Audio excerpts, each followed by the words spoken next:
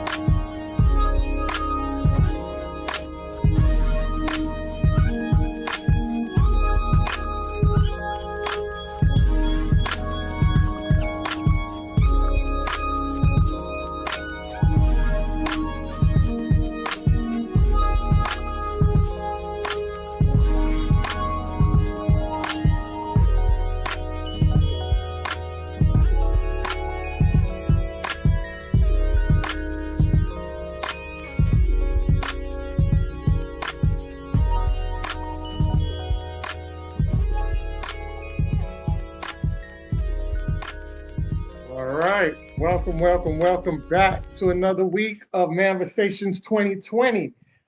We are super excited to bring you guys a real great show tonight with one of my favorite people in the world. I met this doctor a while back and we connected so dope because what happens is a lot of times we meet medical professionals and they talk to you in a way where they have a distance between you and them in realms of non-relativity. So basically, when they talk to you, it's kind of like talking to a stranger. The day I met her, we talked like we were family members, and she was very open and honest about everything she was doing. Ask any questions, she'll give you the realest answer there is. And that's the type of professionals that you want to be around, that you want to interact with. that you basically want to put you basically putting your life into their hands. So why not have somebody that's going to give you the correct issues that you're facing, and also just be so real with you that you take the information and make the correct decisions that you need to make for yourself. A lot of times we get the medical professionals that give you advice from a financial standpoint. Maybe they get kickbacks or something like that. It's not very authentic. So always think of it as a mechanic, right? You always want your best mechanic. The best mechanics are the ones that are very real with you, not a mechanic that you go to and they tell you to change something that you don't need to change just for you to waste money for them to line their pockets up. So definitely wanted to bring her on this powerful platform so you guys could actually see how powerful she is and how much needed she is in the community. With that being said, I'm going to turn it over and let her introduce herself. This is Dr. Katina Kennedy, NP. So go ahead, Queen, and let everybody know who you are and where they can find you at off rip. All right. Hello, everyone. I'm nurse practitioner Dr. Katina Kennedy.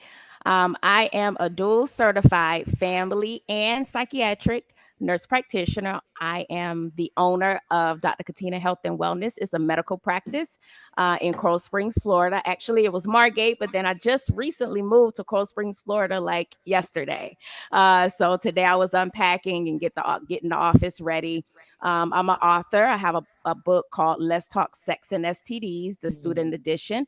I also have some all natural personal lubrication, good for anal and vaginal sex, that I created for couples, men, women, whomever would love it.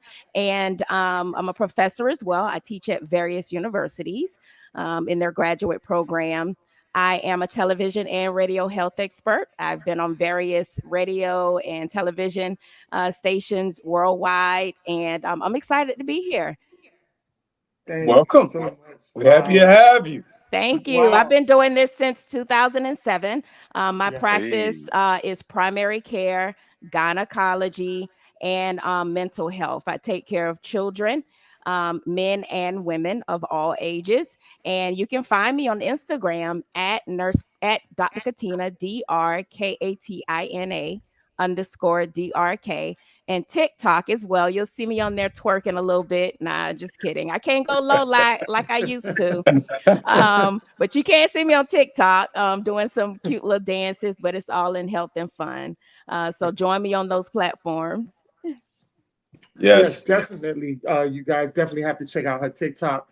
She does do a lot of clowning around, but that's what you want. Like, when they look at our children, and we had a therapist the other day, MSW, who basically broke down how that the little girls and little boys in the classrooms get treated different. Whenever you see a little boy in the classroom and he's a little bit hyper, automatically he gets sent to the office to be recommended Ritalin or something, some kind of medication, as a form of like he's having a defect. And at times it's really that our children particularly operate different. Hmm. Sometimes you have to get to them in a way where they relate to you. You make fun with it. If you know some of the, even when we were growing up, some of our best teachers were the ones that relate to us, the ones that were making fun activities so we can understand what we were learning and made it embedded in our head. So when we took the test, it was either in a rhyme, it was in a nursery rhyme, it was a poem, or some kind of catchy phrase that we understood because that teacher had taught it to us, and then we were able to pass the test or pass certain quizzes because of that. It stuck in our head. But they had like teachers that had creative ways to basically interact and be relative to us. And she does that with on her TikTok. So, a lot of times people don't want to keep hearing medical terms, and medical terms could be so big. And then you have to run and go get a dictionary and like, oh, let me, and then, you breaking it down where you're twerking or you're making a rhyme or something like that. And now people have it in their head. So everywhere they go, they think about it. Now they're carrying in that information along with that arithmetic scheme. So definitely follow on all platforms. You're going to enjoy it. You're going to learn. You're going to laugh and learn at the same time. So I definitely wanted to put that out there because it's very powerful. And that's Thank you. what pops. Yes, it's very important to just late information, medical information, so that in lay terms, that's always been a goal of mine. Even in my book, Let's Talk Sex and STDs, the student edition, it's in lay terms. So all the information, you'll be able to understand it. We give you definitions and so forth. But a lot of people love following me because I do address those taboo topics, the topics that we all as humans experience. I guarantee it's nothing that you are experiencing that no one else has never experienced before. So I always tell folks it's okay, talk about it. I do a lot of teen and men, and well, I've only done one men's health party. You guys got to have a health party and bring me. We got to have a men's health party, but I have teen and women health parties often, where I get together, chat and chew. We sit down, we chat, and we talk openly about various health conditions. And this is a way that we come together and they ask any question with a health expert like myself, and it gets real. So if you want to schedule your health party, contact me as well. But That sounds like fun. yes, and it is fun. You get to talk, because as far as health is important. Health, I always tell folks, physical and mental health is what regulates. It's foundational. It's Exactly. important to know your health status. I want y'all to say, know your health status. Know your health Know your health status. status. That's Know your right. health status. That's Yeah. right. We know about the STD status, right? But we need to know your health status. When was the last time you out there listening, or you fellas? When was the last time you checked your blood pressure? Do you know your BCB, the big three? Say BCB. BCB. BCB. The big three, that's blood pressure, cholesterol, and blood sugar. When was the Mm, last time you got that checked out? I mm, always tell folks those are foundational to your health. You could be walking around, just about to have a stroke. Your blood pressure got high and you have no idea. So I mm, encourage you to, number one, first you have to go get your physical exam, know your health status. Get your Yes. blood work done, ladies and gentlemen, not just your mm-hmm. ST. And don't go in when you're just, you're not feeling well. Go in just because preventative care is key. Just like I tell my men and my women, look, you want to know what's going on the inside of your body before you start having symptoms. So if let's just say you're doing that self testicular exam, because men, you should be doing your self testicular exam once a month. You have to touch your balls while you're in the shower once a month and just feel around and make sure you just feel your two testes there. If Mm, you'll feel your veins, that's normally there, but you want to make sure there's no other lumps or bumps like those two testes. And like I talked to my men in lay terms, like your balls. You want to mm, check because testicular cancer is, guess what? The number one cancer between the ages of 15 and 35. And yes, mm, you men may be out of 15. that age Wow. range, but it happens at any age, ladies and gentlemen. mm, So you have to start. So, and if that's something, if you're doing preventative care, and I bring that up because preventative care is key. So if you check your breasts, ladies, if you check your testicles, your scrotums, your sac, men, and you find something ahead of time, guess what? You may save your life. mm, You may see when you go get your blood work done that, you have prediabetes. Guess what? I need to make some changes before I get diabetes and have to be on all these different medicines.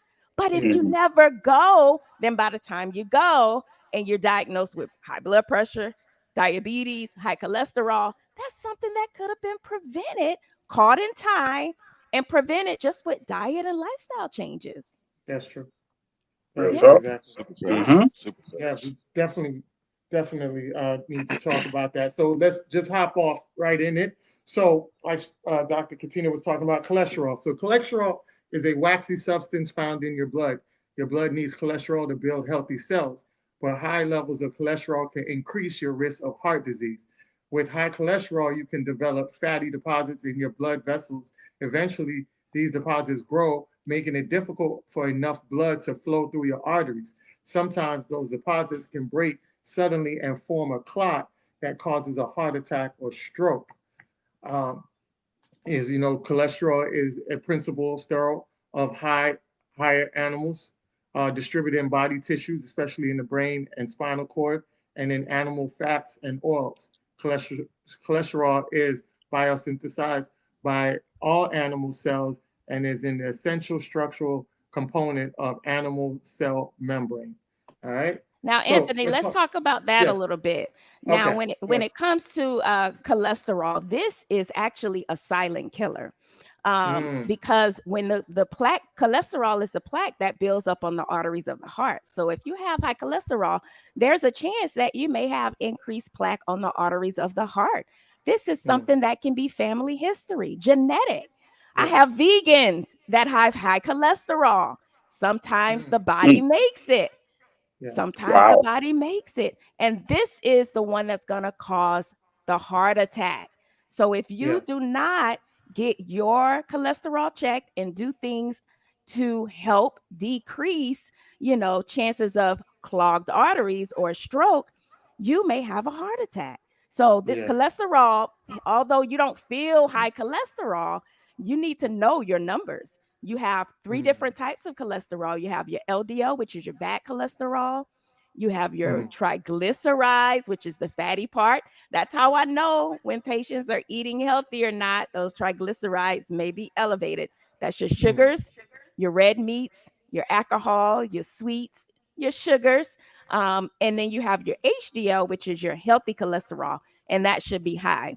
So, again, cholesterol is so important. So I'm glad you brought that up because that's actually a silent killer. When the cholesterol is high, you're at risk for a heart attack, ladies and gentlemen. Definitely. Okay. All right. And then let's talk about, because sexual health as well. If your arteries are clogged to the heart, your arteries are clogged everywhere. That's including the penis. So I've had many men where, they come in and they complain of erectile dysfunction.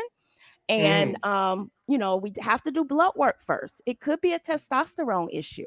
Testosterone is found in men and women. However, we commonly talk about it in men. And sometimes when the testosterone is low in men, that can cause you to feel sad, low energy, weight gain.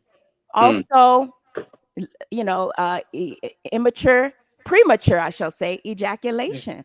So if you're ejaculating after, a few seconds of entering into the vagina, or not even before it enters, that's premature ejaculation. Also, erectile dysfunction, inability to get on hard because the blood cannot fill the arteries completely because of that plaque not only on the arteries of the heart, but guess what? The penile arteries as well. So men, women, you have to take care of yourself. Know your health status. Oh yeah, definitely. Now, real quick, since you said that, what is the correct amount of time for sexual engagement? Like, what is the median? So me and my partner, Sherry Shabazz, she's a sexual sexual sex coach. And we do an orgasmic masterclass. So during our master classes, we have these either live or we have them online. But we talk about the 12 types of orgasms. And many people, they say, what, 12 types? Yes. And there's more, but we just talk about the 12 types of orgasms.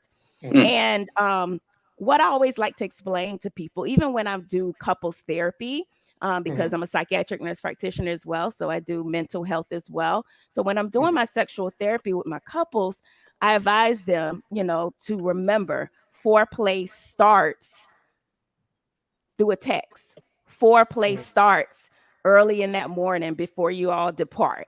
Foreplay is important, especially the older you get. If you notice when you were younger, you see somebody fine and your penis get on hard real quick, right? But more sometimes, depending on the maturity level of the man, now they need a little bit of, some intelligence, some emotional connection. They need some sort of, intellectual conversation with the person to be, completely into them. And then also with women, ladies, it takes a little bit longer to get there sometimes. because you may be stressed. You're dealing with the kids, you're dealing with your job, you're dealing with, outside stressors. And the man's ready to have sex, and you're like, oh, I got all this on my mind that I have to do. And your body is not, caught up with your partner. So to go back and answer your question, it really depends on the couple. All right. So, of course, you want everybody, wants to reach that climax. But then I do have men that do not have ejaculation. That's called anojaculation or delayed ejaculation. Yeah, some men do not ejaculate, so they'll keep going and going and going. However, they're really into pleasing their partner. They're into exploring the bodies. You need to know the erogenous zones of your partner, ladies and men, not just men, ladies and men. I always tell my females that if you can't ride your partner and if you can't elicit yourself to have an orgasm, then how do you expect for him to make you have an orgasm? You need to know where your spots are on the inside of your vagina. And this comes from exploring yourself. This comes from really taking the time and just knowing your spots within your body. But I would say to that answer, to answer that question, the average, some people say they can, 30 minutes is good for them. Some people are saying, an hour, give them an hour, hour and a half. So it really depends on the age. And because some people, they'll be sexually satisfied after 30 minutes. They're fine because they've engaged in that foreplay. They've engaged in oral sex. And then they're good after, they have intercourse. So it really depends on the couple. Talk with your partner. You should, as adults, you should never, ever have a bad sexual experience. We too old for that, right? I agree. You should never have a bad sexual experience. Yeah. And this can be talked about in simple terms. It does not have to be anything major. So it's all about, you want to communicate your do's and don'ts with your partner. It's okay to ask. Men, you say, hey, I love when you gag on it and make it really wet. Or if you don't like it like that, oh man, I like when you use your hands. Or I don't like when you use your hands. Just use your mouth and that's it. So communicate with them. Specifics. Yes. Specifics are important. And then also with ladies, with ladies, because sometimes some men are used to, and ladies too, they're used to, remember, one woman is not the same. So each person is different. So this woman may have loved to be slapped and choked and bitten on, right? But the next woman, you do that rough stuff and her body totally shuts down. Going 911. Going to the cops outside. So you really need to know. I had a patient that came in some months back, and she said, hey, I'm just not getting as lubricated as I used to. And I say, well, what's going on? I said, did you change partners? And she said, yeah, I did. I said, well, is he a little rougher or is he? She said, you know what? He is. And I say, is he fast, being fast with it and not really, taking his time? And because again, the older you get, sometimes it takes a little longer for the women to get there. You really have to, because women respond, their juices flow, they respond in accordance to, a lot of times the touch, or if you're gay, then the females touch as well. So Wow. So never should have a bad sexual experience. This is 2023. Come on, let's talk about it. And even during sex. So say for instance, if you're having sex and he's doing something you don't like, or she's doing something you don't like, just say, not right there, baby. No, not right there. Do it real sensual. Keep doing it right there. Just real nice. And if you have a partner who cares about how you're feeling and you're being satisfied, then they're gonna listen. Yeah. And if you don't, then you need a new partner. There you go. Boom. There you go. that has to be, at the forefront, because you got a lot of people out here. It's a very good point you just made. You got a lot of people out here that don't really, tap into the needs of their partner. Yeah. It's just Yeah. all about them getting Yeah. theirs. And, it's very one-sided in a lot of situations. You know what I mean? And I like that you said that to the ladies, because I have found that this is a common thing, particularly with women. A lot of women feel like, um, You just have to and live it. you have two. I've seen two different spectrums, right? I've seen the women who feel like they're only supposed to satisfy the man, and the man's not supposed to satisfy them at all, right? And I've seen the women that feel like it's all about satisfying them, and that just because they're there and they show up naked, that you're supposed to be aroused. Oh yeah. You Oh know what I yeah. mean? I've seen both of those, and Yeah. neither of those are good, Yeah. because Yeah. the ones who feel like they're only supposed to satisfy the man, where's your satisfaction come? Yeah. You know what I mean? And then the others is like, okay, it's all about you, and where does his satisfaction come? I see a lot of that, and I Yeah. think if people spoke up more. I'm all, ask anybody how vocal I am on this show about men speaking up. A lot of times as men, we're just afraid to say stuff because we Yeah. feel Yeah. like we're gonna lose access to sex. At the Yeah. Yeah. end of the day, is what it is, and That's it's something like, else. man, Yeah. what's the point of having access to sex if it's not sex you're gonna enjoy? Mm-hmm. Mm-hmm. That's how Exactly. I see it. So, And excellent I, points. if you see something different with your body going on with your body, it's okay. Hmm. I think at least, and you guys can correct me, at least one time in a man's life, there's one time that they couldn't perform. That yeah. penis Oh, just didn't get them hard. absolutely.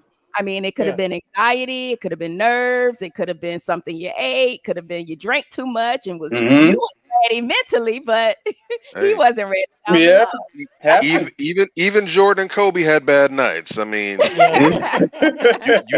you can't go and hit 81 points every single night. Sometimes Real the talk. bench players got to come out and do some things.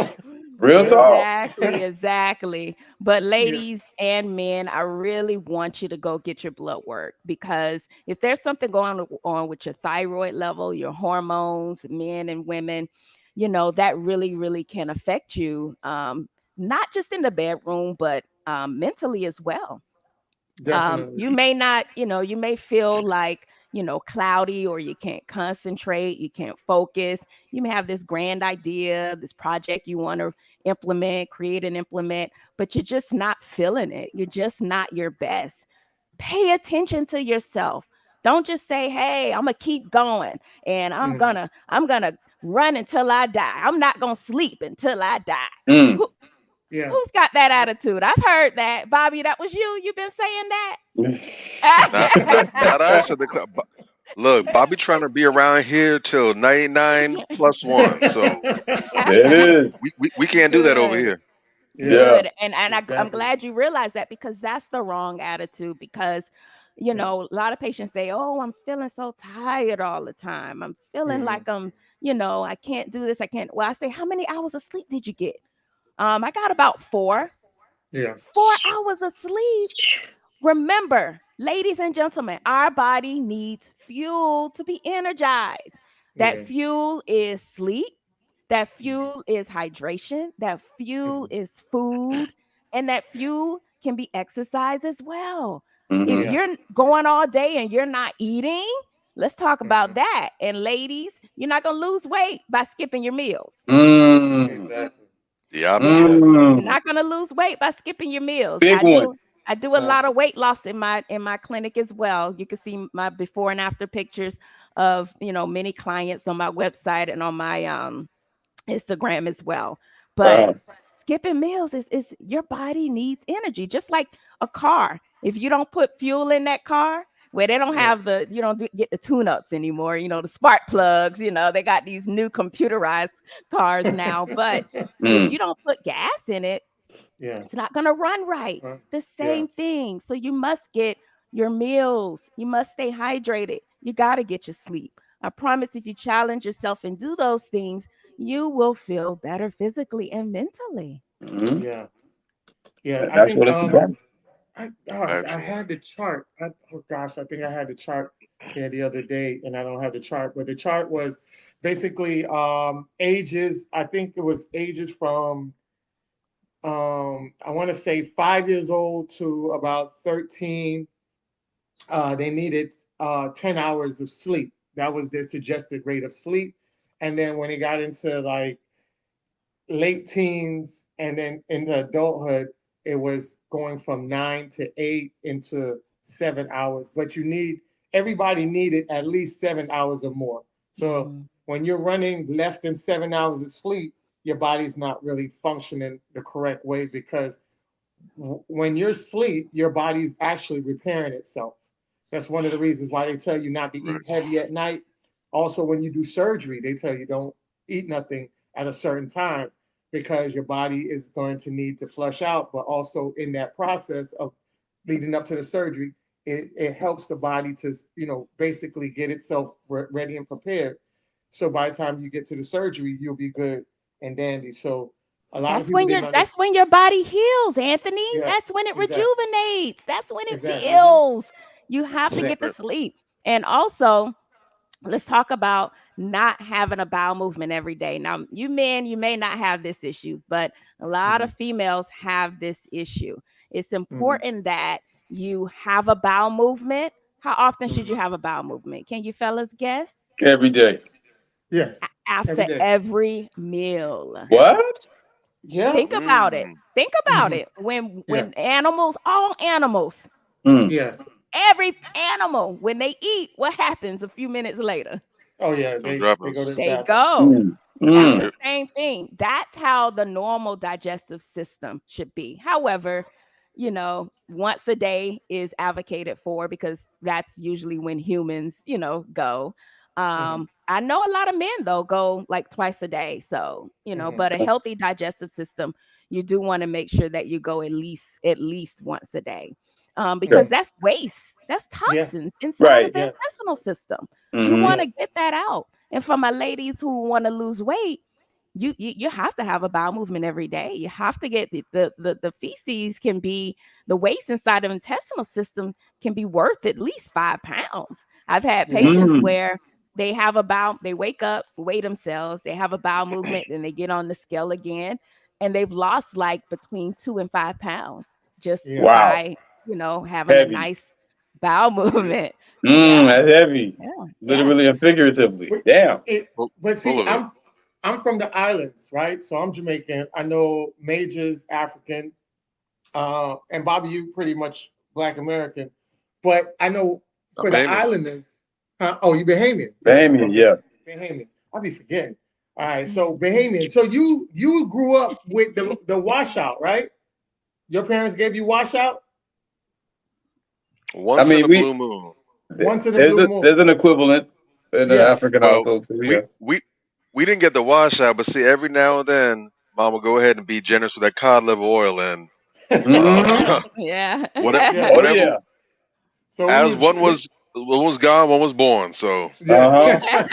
Yeah. So we had that. We had the washout. So that was something that our parents made sure that we got our insides, all up out of there with that washout. So it was Mm-hmm. part of our routine, our culture, Right. so it was very important. They understood, and that's why a lot of people don't understand why a lot of people from the islands, their bodies more on the alkaline diet, because we eat from the naturalness of the earth, and we do so many natural stuff that aligns with how we should be moving on a daily as well. And I always So tell patients mhm. that, oh, I feel like I'm delayed. Can you guys hear me? No, we can hear you. We We can hear Oh, you. can. okay. I always tell patients, you really want to, you've been eating good or bad by the smell of your poop. So a Mm. lot Mm. of a uh-oh. lot of my vegans, I don't know if you're vegan, you notice that you won't have any smell. You don't have a Yeah. smell, Oh or a wow. very light smell. But Yes. then if you ate something bad, think about Mhm. it. When you not drank a lot of it's the sugars. It's the sugars that Yes. really It's good. Yeah, cause that odor. fermentation. So if Yeah. you Mm. know you drank a lot that night, or had a lot of snack cakes, some cakes, juices, Mm. sodas, and you go to the bathroom, you be like, "Ooh, I can't even stand it." Mm. Right? Mm. Yeah, Wow. Yeah. I think did at not least know that. I think at least one person. But think about it: when you're eating Yeah. healthier, when you're eating cleaner Yeah. with Mhm. less sugar, you'll notice that the bowel movement stench is a lot less. So, and Okay. then also the as far as the water intake as well. You know, you're Mhm. drinking a lot of Yeah. water and getting adequate water intake if the urine is like, clear with the yellow tinge. But of course, if Yeah. you're taking vitamins, it's going to be, a little darker. But, Mhm. Yeah. you need to make sure that the urine, you drink lots of water. That water is good for the intestinal system. So for ladies and men, if you're suffering from constipation, you want to make sure you're drinking your water. Is good for acne. I tell a lot of my teenagers that come in, I say, stay away from those sodas and juices. Your skin would be amazing. Mhm. And it Yeah. really Yep. would. And then it's good for the kidneys. You need water to flush your system. You Mhm. need Yeah. that. If not, you're going to get dehydrated. You're going to swell up. Remember, when you get, dehydrated, you swell up a lot. When you're having too much salt in your body, you swell your ankles. If you Oh yeah. notice your rings, your fingers get tight sometimes, it's because Mm. your Yeah. diet is getting a little bit high in salt. And just be careful also if you're vegans. I know it's a difference between alkaline and other vegans, but if you are eating vegan food or vegetarian food, be careful because some of it, if it's not your raw vegan diet, then guess what? It's high in sodium. I have a Yeah. lot of because of how they process the foods now. This Mm. Impossible Seasoning Burger is too. tasting amazing, right? You Yeah. got to Yeah. ask Mm. yourself, what, why, and I've Mm. Yeah. spoken to a lot of my vegan friends, and they're like, look, the way they're, making this food, processing this food, it's really high in salt. I've had patients, they didn't have high blood pressure. And then they came and they say, yeah, I've been doing, vegan diet. And I say, well, what you been eating? And they tell Mhm. me, and I say, it's high in salt. So just Mm. watch your salt intake, watch your sugar intake, Let me your tell you something. nutrition. Uh-huh. Mm. No, let me tell you something right there. You just said a word because I had a whole. I dumped my whole refrigerator a couple weeks ago. Because I went to see my doctor and he was telling me, some of my stuff was high, and I'm like, okay, I started reeling back, and so now you go to the supermarket and you start really reading Uh-huh. Mhm. everything, right? And I'm seeing on like the Yep. sausage just floored me. The sausage and the hot dogs, I'm seeing like 680 Yeah. milligrams of sodium in Mhm. one. Almost your whole day's worth in Yo, one. Mhm. That's the I only And thing we you threw, can don't eat just all day. and we Yep. don't just eat one, right? You eat I and threw Yeah. exactly. I threw it all out right then. I'm like, bruh, this don't make no damn sense. Yeah. Speaking of that, it's funny. I heard someone say something really profound the other day. They Yeah. said that when you go to the grocery store, everything that's going to give you life is at the edge of the store. You look where the dairy section is, where the produce section is, and they said everything that's going to kill you is in the center in the aisles. Oh yeah. Mm, Because the aisles, all that stuff Oh, that's in the aisles, all that stuff is processed. And I yeah, sat back and was like, real I was like, talk. damn, that's true. that's a Like the, Real good the more talk. point. the more to the center you go, because usually the lighter things like breads and stuff, that's not Yeah. as Uh-huh. bad as on the outside. But as you Uh-huh. get Mhm. towards the intersection, all the high sodium stuff, all the box stuff, all the preservative stuff, the cans, this and that and everything, all that Danger. stuff is sitting right there. That's ground zero right there. Yeah. Straight Wow. danger, Yeah. man. It's scary. I mean, I really feel like there should be laws against this stuff being in stores. That is Dude, dangerous, man. And Yeah. then dude, a you look lot of at my some of the friends, drinks. Go ahead. no, I'm saying a lot of my friends, and probably your friends too, they'll tell Mm-hmm. you if you go overseas, maybe about a good quarter of the stuff that we actually have and sell legally in stores here, they don't have over there. Yeah. A Yeah. lot Mm-hmm. of stuff is banned. I actually there was in the break room in my office, they actually had I forgot what it was. It's actually a Nestle candy bar, but I Mm-hmm. don't know what happened. But there's actually I saw two versions of it. There's like an American version, but there's a foreign version. It's even written different letters or whatever. But there's like some English translation. Yeah. And because I always a nerd, I like reading things. Ever since I was a little Mm-hmm. kid, I'd be like in the grocery store. I'd be waiting in the line. And I got the little bubblegum wrapper, read the ingredients, whatever, Right. try to pronounce stuff. Mm-hmm. So I grabbed both wrappers. I'm like, I'm curious. So this is from some Austria, German, European country this year. Let me compare the two. And I Mm-hmm. kid you not, the one that came from the foreign place, Yeah. the ingredient list was considerably shorter than the one from here. Mm. And this is a foreign Mm. rapper. They have rough translation of the ingredients. I'm like, man, this is a foreign rapper. I can read the ingredients a lot easier than I can read the ones on this one. That's Yeah. crazy. And then if you notice too, like when you go to other countries, like I've been to Paris and I Mhm. haven't been to Asians, but if you think Asia, but if you think about China, they eat rice every day. They eat white Mhm. rice, you know, a lot of Mhm. Asians. They We do. eat rice over here too, right? Especially my island folks, right? Yeah. Mm-hmm. Yeah. But what's the difference in the rice? It's more processed here because Mm. if Bleaching you and think everything about it, else. they don't, you know, they're not big, obese. How many obese? You can count probably on your hands how many obese Asian people you've seen, right? Right.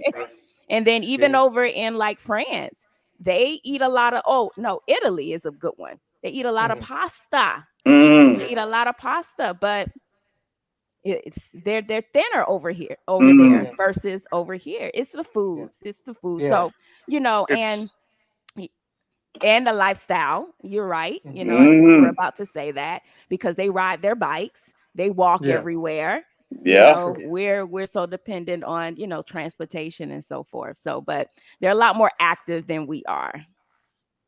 Wow. Definitely. it's funny So that you just bring that up. uh-huh. I remember and I always, this made such a huge impression on me, and I always bring this up when I'm talking about what's in the foods. I remember several years ago I was watching some documentary, and there was this there, I don't know what all they were talking about now, but the reporter was interviewing this Chinese woman. She was up in age, probably maybe 70s or 80s. She's still out there working on the rice paddy, and she's out there, with no shoes. She's walking the marsh, picking the rice plants, whatever. And the reporter's just there talking to her and asking her different questions. And the whole time, this lady's just working. She's not really looking at the interviewer. She's just there working, just doing her thing. And then the interviewer gets her and asks her a question, asks her about cancer rates, among her village. Mm. And that was the one they've been talking for a while, mind you. And it wasn't until she was asked this question that she actually paused her work. She stood straight up, looked at the interviewer, looked her right in her face, and said, "Cancer, that's an American disease. I don't know one Whoa. person personally Whoa. that has ever had cancer." Wow. She said, Yeah. "We What? don't know what that is. That's a you thing. That's not us thing. We don't know anyone here who's ever had Wow. cancer before." Yeah. And that just made Wow. Yeah. such a huge impression. Yeah. Yeah. Yeah. That's an Well, you, American you disease. That's you crazy. think about it, right? So you said she was Asian, right? Yeah, right in No, China. you said well, from China, Yeah, right? she's Chinese. So yeah, so China, Africa, the Caribbeans, they pretty much like I said, off the elements of the soil. So they get a lot of fruits and they do a lot of tea and soups, which aligns up with the alkaline. So the more you have your body aligned up in an alkaline state, the more those diseases can't infiltrate in it like that. So you have the soursop, right? We talk about soursop, where island folks eat soursop all day. Mm. It's a natural fruit for them. They eat it, or they also juice it, right, and make the juice that they even sell here. So even the elements of soursop, which is known to kill cancer. So if you drink that on a daily, and that's part of your routine and your regimen, more than likely that cancer cell will not survive inside that person's Heavy. body. So Because it's remember, it's we all have cancer cells inside of us. true. Mm. That's Every true. single That's right true. now, we all have That's true. cancer cells. It's all Mhm. about whether it grows to mature and Correct. replicate You or it dies. And exactly. so yeah. So you can either kill it or you feed it. Hmm. That's how the line feels down to it. So I do want to go in back to the cholesterol levels because we were Mm. talking about that, and just give some context to what we were speaking on earlier. So this is why the cholesterol number is important. So your cholesterol numbers are important because it helps you to know the risk of a heart disease. Cholesterol is the type of lipid fat that helps your body perform important functions. But too much cholesterol in your blood is bad for you. It can enter your artery, will damage the integrity and lead to the formation of plaque, which is hardened deposits. The process of the plaque builds up, and it can lead to serious problems like coronary artery disease, which is the blockage blood to the flow to the heart, the peripheral artery disease, the block blood flow to your leg and arms, and Mm-hmm. then the carotid artery disease, which is, I can't even see it because of this thing. My To your bad. neck, I got the banner in the around way. probably to your head. Yeah, to The your flow brain. to your brain, right? So, okay, cool. So, did you want to elaborate on this before I go to the next one, Doctor? No, it's just important to, watch your sweets, your red meats, your alcohol, um, Okay. and omega-3 fish oil, your fish, omega-3 fish, fatty acids.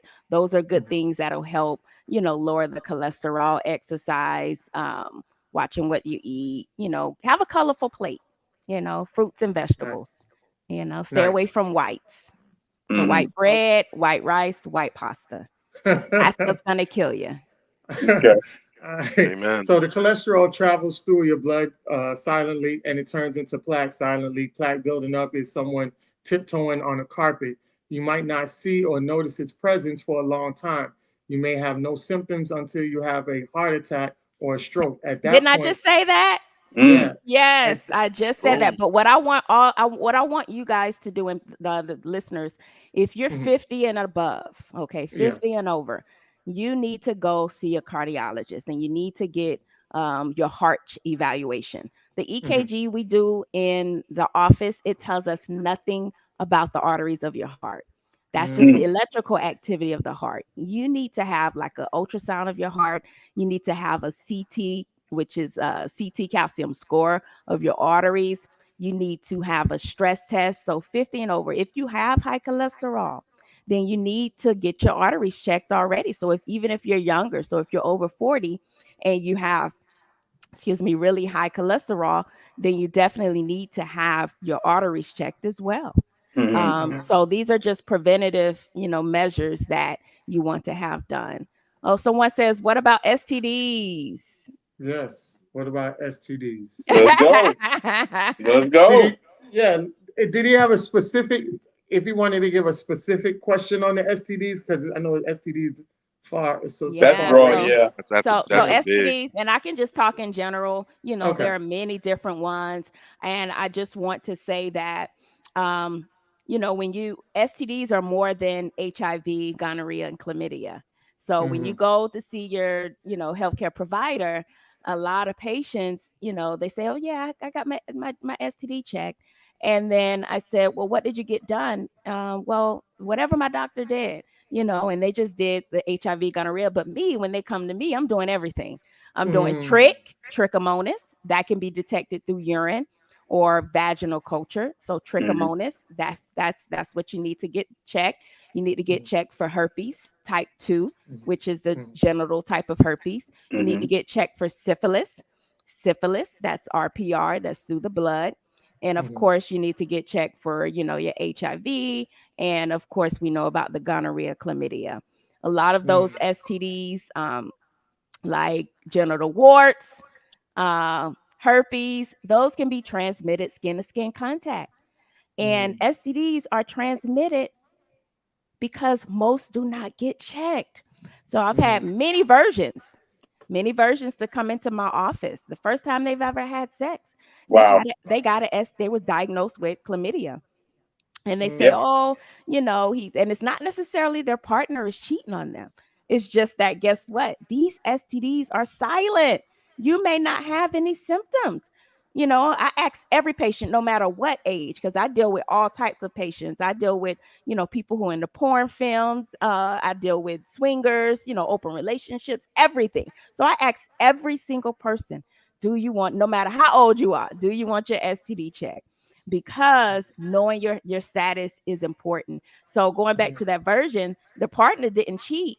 They just hadn't gotten checked before getting with the new partner. So if Mm-hmm. you Yeah. do have various partners, you need to get, not annually. Someone says you need to get checked out STD annual, STI, and no.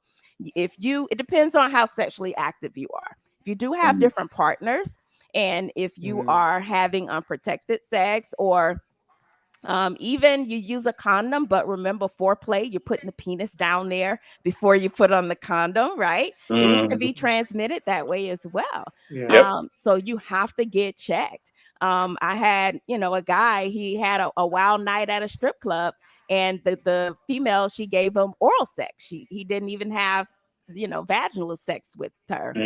And, he had gonorrhea, because gonorrhea of the mouth is real. Wow. I have that in my book. I actually have a picture of that in my book. Gonorrhea, chlamydia of the mouth, the back of the throat is real.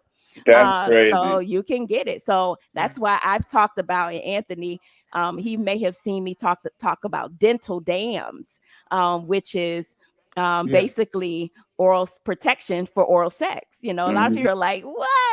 I'm not using that, but okay, that's you. Okay. But Man. and then we also have We'll see you at the clinic real soon.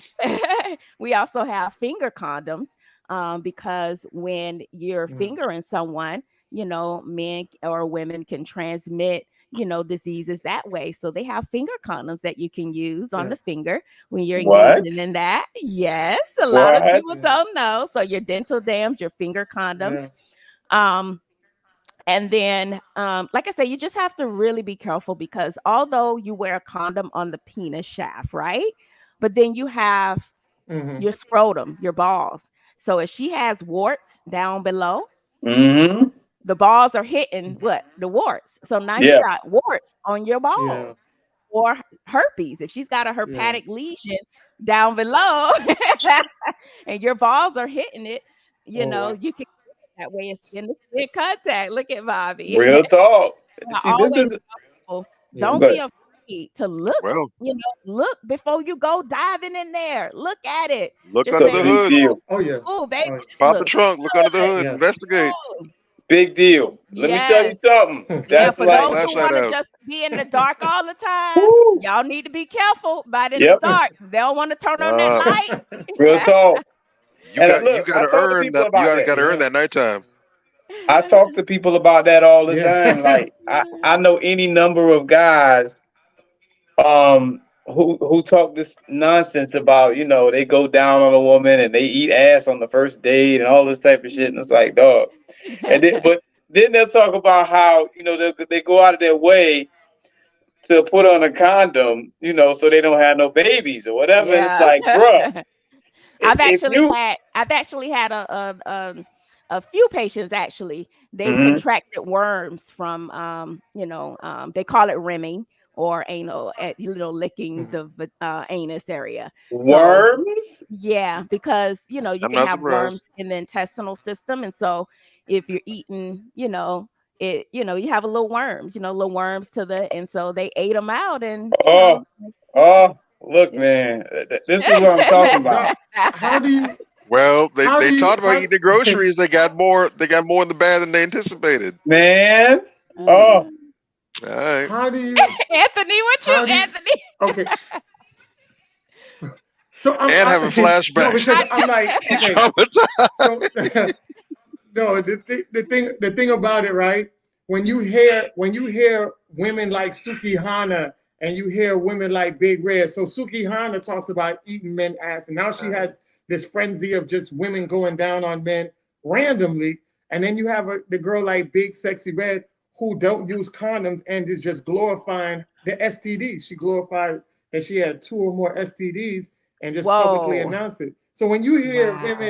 when you hear women that say that stuff and glorify that stuff, as a woman, like what goes through your head? And as a doctor, what goes through your head to say, like, why promote that type of stuff without educating people the right way? Yeah, it's sad. Like it's really sad. But I know nowadays they do have prep, something called prep. So a lot of my swingers, a lot of my people who are in the porn industry, they take prep because they have multiple partners, and sometimes they get wild and they just don't use condoms. So they're taking prep to prevent HIV, or they may have a partner that has HIV and they're sexually active with them, and they use PrEP to prevent themselves from getting HIV. So, health the healthcare industry, medicine has come a long way. So good thing about that. But you have to take the initiative to get on those type of medicines if you are engaging in those, risky sexual behaviors with multiple partners unprotected.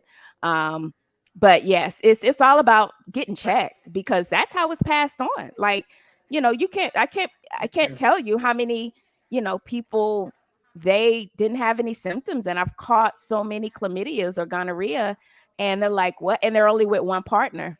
And I said, it's not to say that that person cheated, it's just that they just never got checked. Now if you've been with that person for 18 years, that's something different. But Yeah. yeah, Wait a so minute. I say this, please, please go get checked at least every 3 to 6 months if you do have partners. Sex is fun. You're gonna have sex, you have sex. If you're gonna be risky, Yeah. you need to go get checked every 3 to 6 months.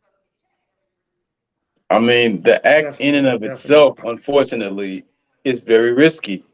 Wow. You know, and like I always say, like I said, guys will talk about how, they strap up to keep from having kids, and but they Mm. don't really think about STDs. It's almost like they don't think STDs exist, or like they can't get them. And dude, you strap up and you do all this, as far as putting on a condom. Well, what good does that do you if you going down on a female? You done swallowed the STD, bro. You know what I'm saying? Like, I'm Yeah, just saying, that's it, true. people gotta protect themselves and take this stuff seriously, because it's out there, Yeah, yeah. And know, heavy. and know, Mhm. and like I said, know how your body looks. I always tell my female patients, and when I do like these interviews, they go wild and crazy. They're like, "What?" I say, "You should know your body from the inside out. So you should know what your vagina looks like." Because I can't tell you enough, when women come Mhm. in and I do their pap smears and I see, genital warts or just lesions to the vagina, I say, "Well, how long has this been here?" "Oh, I didn't know I had it." Because they Wow, never look down. I wow, can't tell you how many women don't look at their vaginas. They don't take out a mirror and look at their vaginas. They don't take it's out a phone. crazy. Now you can take a picture of your vagina. It's easy. Yes, Take you a can. picture and look at it. You should know how your vagina smells, what it smells like. Stick your finger inside of there. It's okay. It's yours. Also, some women, they taste themselves. Don't I say don't you do it. should know what yourself tastes like. Yes. You should know. You And should then know. Look, I hate and to be then this guy, but I'm this guy, right? okay. How many of these people, oh, if we're being real, and that's the only way I know how to be, how many of these people just straight up lying though? You understand what I'm saying? Because a lot of Ah, people, oh, I didn't know, oh, I didn't know. that's true. And you have people out here that go out here and deliberately infect other people. Mm, mm, mm, You mm, understand what I'm saying? If we just gonna keep it a buck, you mm, have people that go out here and they have come out and said as much. You know what I mm. mean? And that's another danger we have to be very careful of. You know what Yeah. I mean? They have a whole fetish. I found Mhm. this out recently too. Of people who they have a fetish for catching STDs. Oh Now that's yes. new to me. Oh yes, they call them bug something bug something. That's I, new to I'll, me. I'll I'll look up the term. I found this Wow. out from listening to a Lee Daniels interview. Wow. Hey Oh man, Lord. listen, Now I've there are heard of people. every fetish, but I Yes, ain't heard of Excuse that me? yet. yes, Wow. yes. There are people. I'm gonna find the term right now, but it's I don't think you should. they no, but people have to know the level of Yeah, depravity it's that called other bug people bug have That's out here. chasers. true. This could be That's true. somebody A that you think is fetish total. for collecting Yes, yes. herpes, genital warts, and the ninja? It turns them on to Yeah, contract different they're they're STDs. So when they pee and it they're called burns, they bug get excited. chasers. I gotta go. What What's you No. say, that? Anthony? They're they're called bug chasers. It's called bug chasing. Yes, yes. They're It's a called bug particular Wow. chasers. rare practice. We Yeah, it's a Real particular talk. rare practice of intentionally seeking human HIV infection through sexual activity. Bug chasers, those who eroticize HIV, are a subculture of barebackers men who have unprotected sex with other men. And it's So not it's only real term. It's HIV, but bug yes, chaser, those people. bug chaser. Wow. I Yes. had never. Yeah. So yeah, like you say, Major, you definitely, it's risky in Look at general. Bobby's Like you face. said, it's risky. Look It's at crazy out here. Bobby. It's crazy. We It's need another risky Yes. in quarantine. People I have don't weird want to go general. back fetishes, man. outside now. I don't want to go outside. I People feel have weird, very insecure right now. Insane. Know people what have your penis looks people like, have fellas. weird, And if yeah. you are not circumcised, fellas, you have to make sure you take care. You have to make sure you clean really good underneath the skin. Make sure you dry it. That's important. If your partner Mhm. keeps getting yeast infections or bacterial infections, you may actually have something underneath the skin as well. So you'll need to get treated as well. Don't use scented products. And men, stop spitting during sex. When the, Oh when God. the Oh lady get God. the Not the lady get spit a star. little dry, Oh. when the lady get a little dry down below, Oh. use Not the spit use star. lube. No. Use lube. Not Yeah, the order Listen. spit order Use star. your my lube. lube, my Tell them to all go order your natural, my lube. all Yeah. natural. It's called Sextevia. You can go to my website and get my lube. It Let me doesn't put it out there irritate the too. vagina. Women Doc, do you have a too. tube you can hold up or a package that you can hold up for us?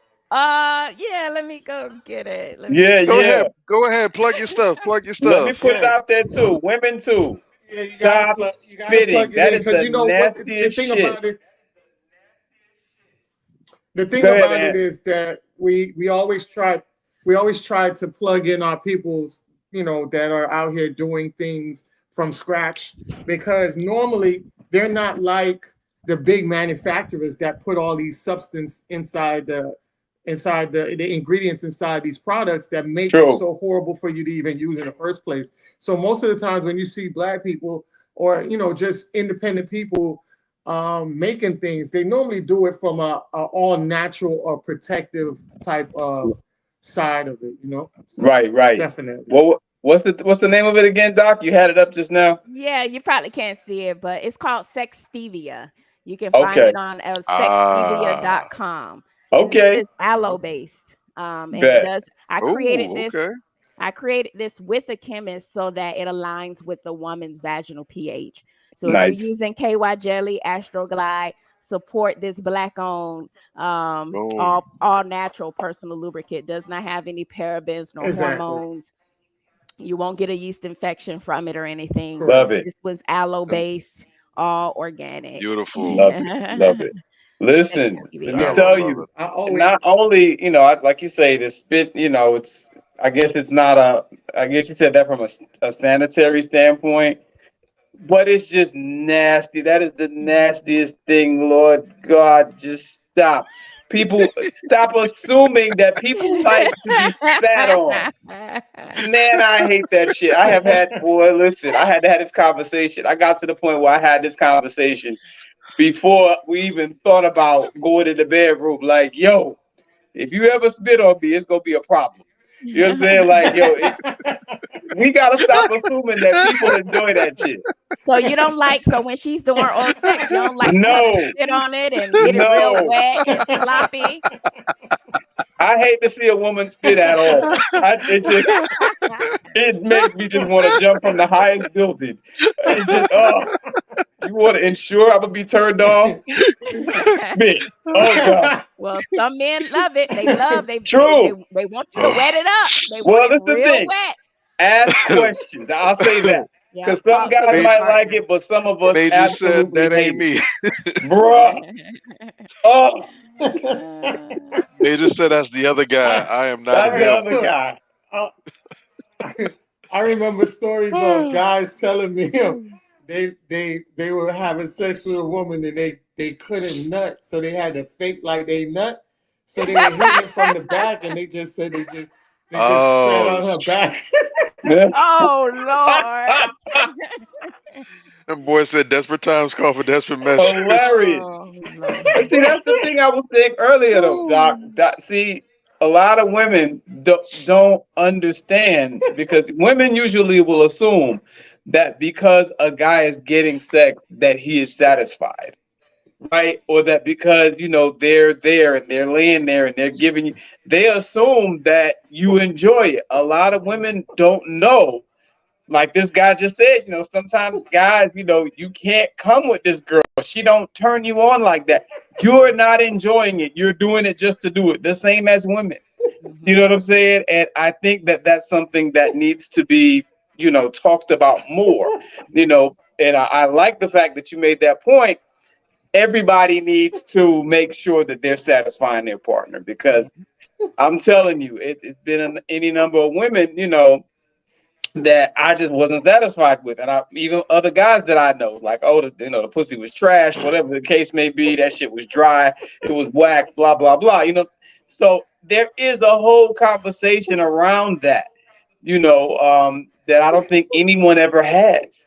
You Yeah. know what I mean? Yeah. And I think it's important. We all gotta get there. Yeah. Uh, Yeah. You at know, the That's end of the yeah. day.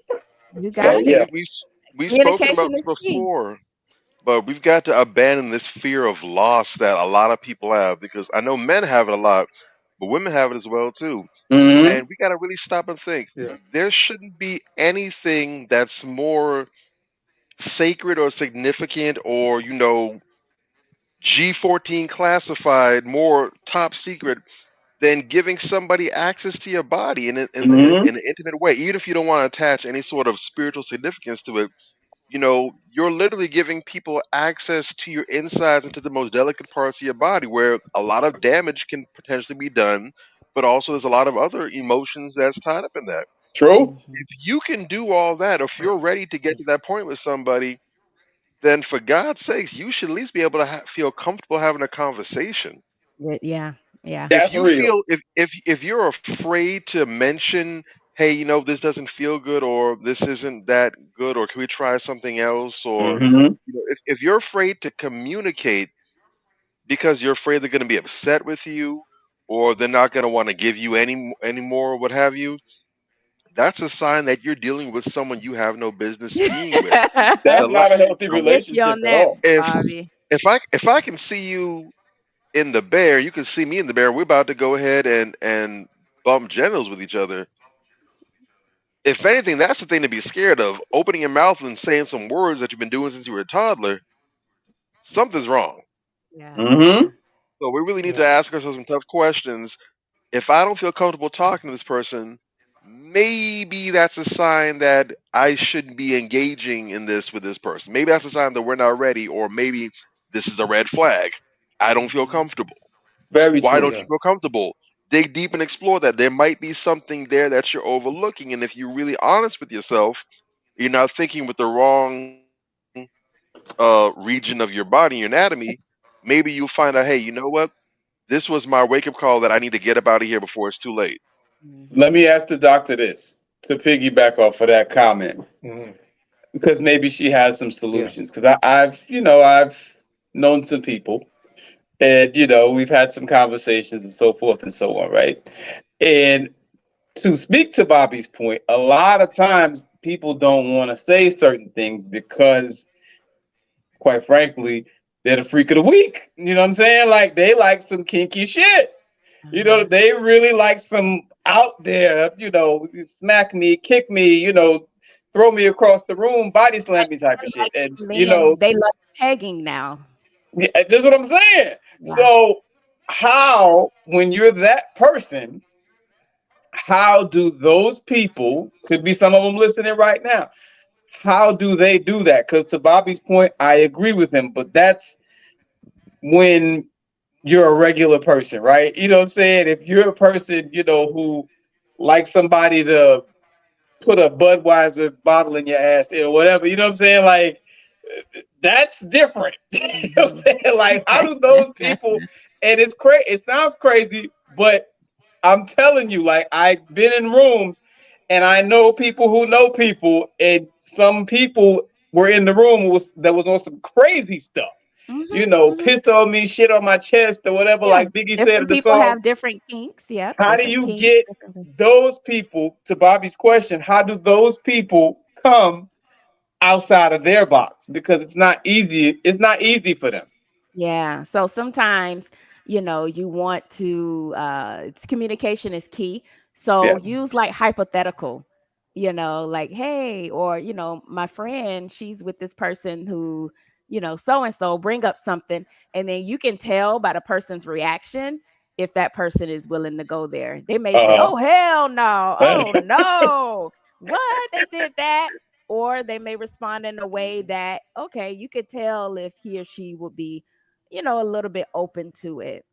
Mm, So, like, I've had this patient where, well, she, her her partner wanted a prostate massage while she was giving him oral sex, you mm, know, and she was like, that's new for her, but she's willing to try it.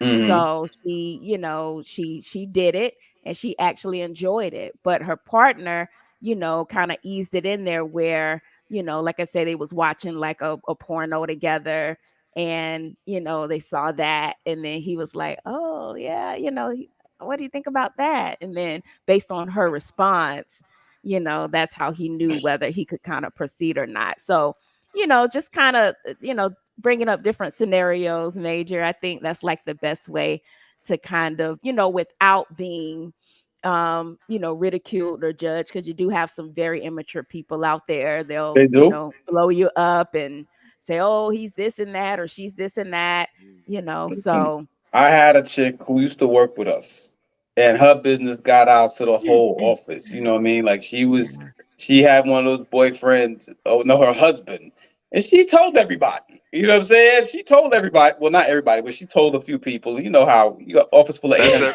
that's people. everybody. Yeah, You tell office one full of other person, 800 that's people. everybody, because they gonna tell everybody. Exactly. And the stuff she was saying, she talked about how she puts her strap on and, she does whatever to her husband. And, within that year, her and her husband ended up splitting up, and everybody was, well, what did you think? What did you think was going to happen? And, you blasted this guy with this strap on every night. And so, I mean, look, it is what it is. I'm not here to judge her, whatever, but I'm just putting it out there to other people. You have to be careful, and you have to be able to trust this person that you're telling all your, sexual secrets Yeah, to. yeah, you gotta be careful. You It you can you get gotta crazy. you gotta Hmm. gauge the person. You could tell, just like with our friends. Think about it. It's certain friends you can tell certain things to. And Yeah, it's certain friends, oh no, I ain't telling them this because I know they'll tell this, or they're gonna be right. judgmental. So we all Yeah. know which friends we can talk to about what. So it's kind of like, you could People gauge it. should know, Yeah. And that's why but I tell women that all the time. Women sit back and tell me, "Oh, my best friend don't do that." I'm telling you, your best friend do that. She don't want All to right, tell you she do it, but Yeah. your best all friend right. don't tell you everything you think Yeah. she tell sure you. Yeah. don't. True. You're like, you They you, don't you want to put some money on that? Uh, they don't have the How much your car concept. I don't note? understand why they don't feel like that. I don't care how good or tight your friend is. There's certain things that they'll tell somebody else Yep. before they tell you, because they Yeah. know if they tell you, you are too connected to too much close people, and that'll hmm go like wildfire. So You they can do like, too nah, much damage. Yeah. Yep. exactly. Yeah. You you got that So Now, nuclear button right next to you, so you might sneeze one day and that's or drop a soda can on it, and now the business all out there. So they gotta. everywhere. It's a crazy now, game, y'all. It's a crazy now, game out here. now, Doc, I know that in the male anatomy, our G spot is in our anal. Is that correct? It is. You mean, is it? Yeah. It's right in the, when you insert the finger, it's about 3 to 4 inches in, and you pretty much, it's near like the prostate area. So when you insert, depending on which way you're going, if he's on his back and his legs are up, then it would be upward. If he's on his in doggy style, look It's at it's Major. I'll never know. There we go. yeah. It's, Then it would be There we go. but some a lot Good of to know. men, that's actually one of the really intense orgasms a man has had. Once they experience it, they actually love it. Uh-huh. So you can't knock it until you try it, Major. I'll pass. I love that for them. I'll That's never know. excellent. Sorry. I'll put that in my back pocket and never Oh take it out when I God. wash my jeans. there's My just thing, there's just my thing is, some parts of the mountain you just don't want to conquer. You don't yeah, even want to saying, get to that. right? So My no, the thing is, reason how why, do they know this? Like, but what?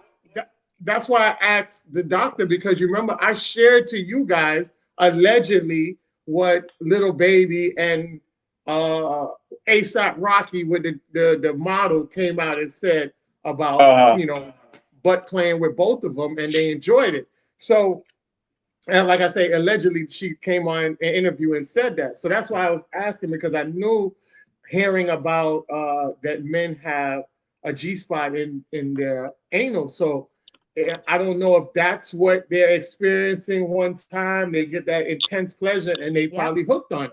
Yep. Yep.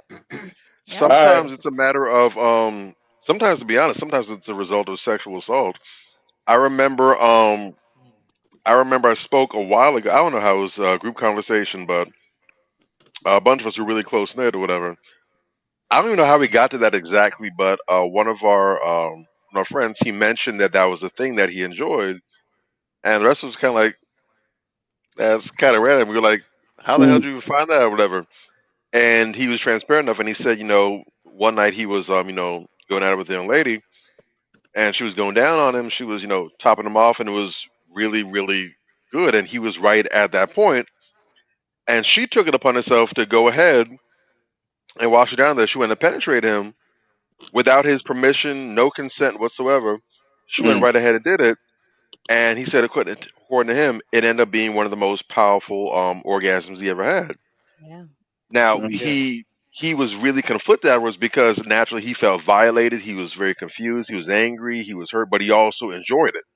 So Mm-hmm. he didn't know how to process that. So he said he went Yeah. through a period where he cut her off, but then eventually he called her Mm. back, mm. and so it became that thing. So now that's become a thing where he enjoys that. But now this happened when he was an adult, but a lot of the times we don't talk about how young boys are molested and sexually assaulted. I think the numbers are that 1 in 6 boys will be sexually assaulted Mm. before their 18th birthday.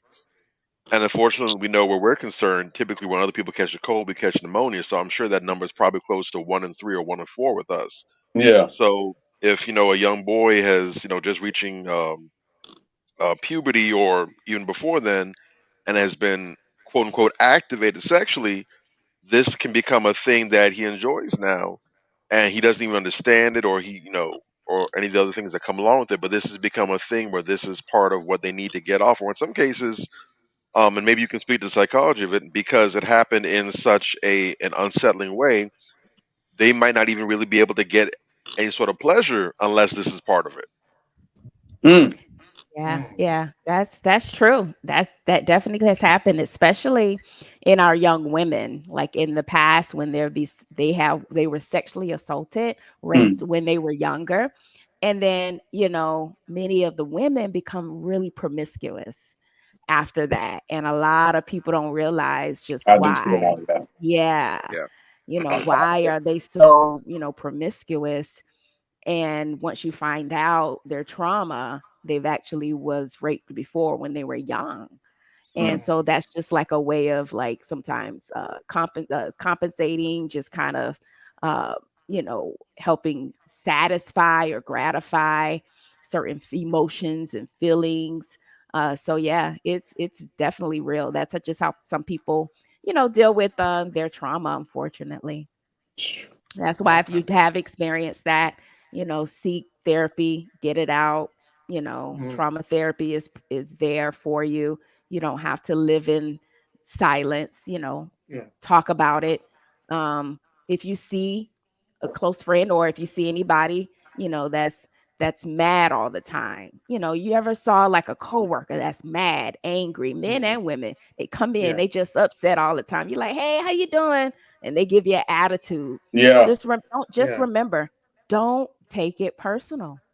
Don't Yeah. take it Mm, personal. It's something that person is going through. It has nothing to Correct. do with you. You never know what may have happened, before they Correct. came in. real So talk. I don't know how you have time, or you running out of time. I don't know how much time you have, but I I do have am some running questions. out of time. All Yeah. right, so I just want I have 4 questions real quick. Mhm. If we could get through that, that'll be these people just call me in and ask me these questions. So the first question I have is, how often should a couple have sex to maintain a healthy relationship? So again, well, that depends on the couple. Hmm. So, depending on how busy they are.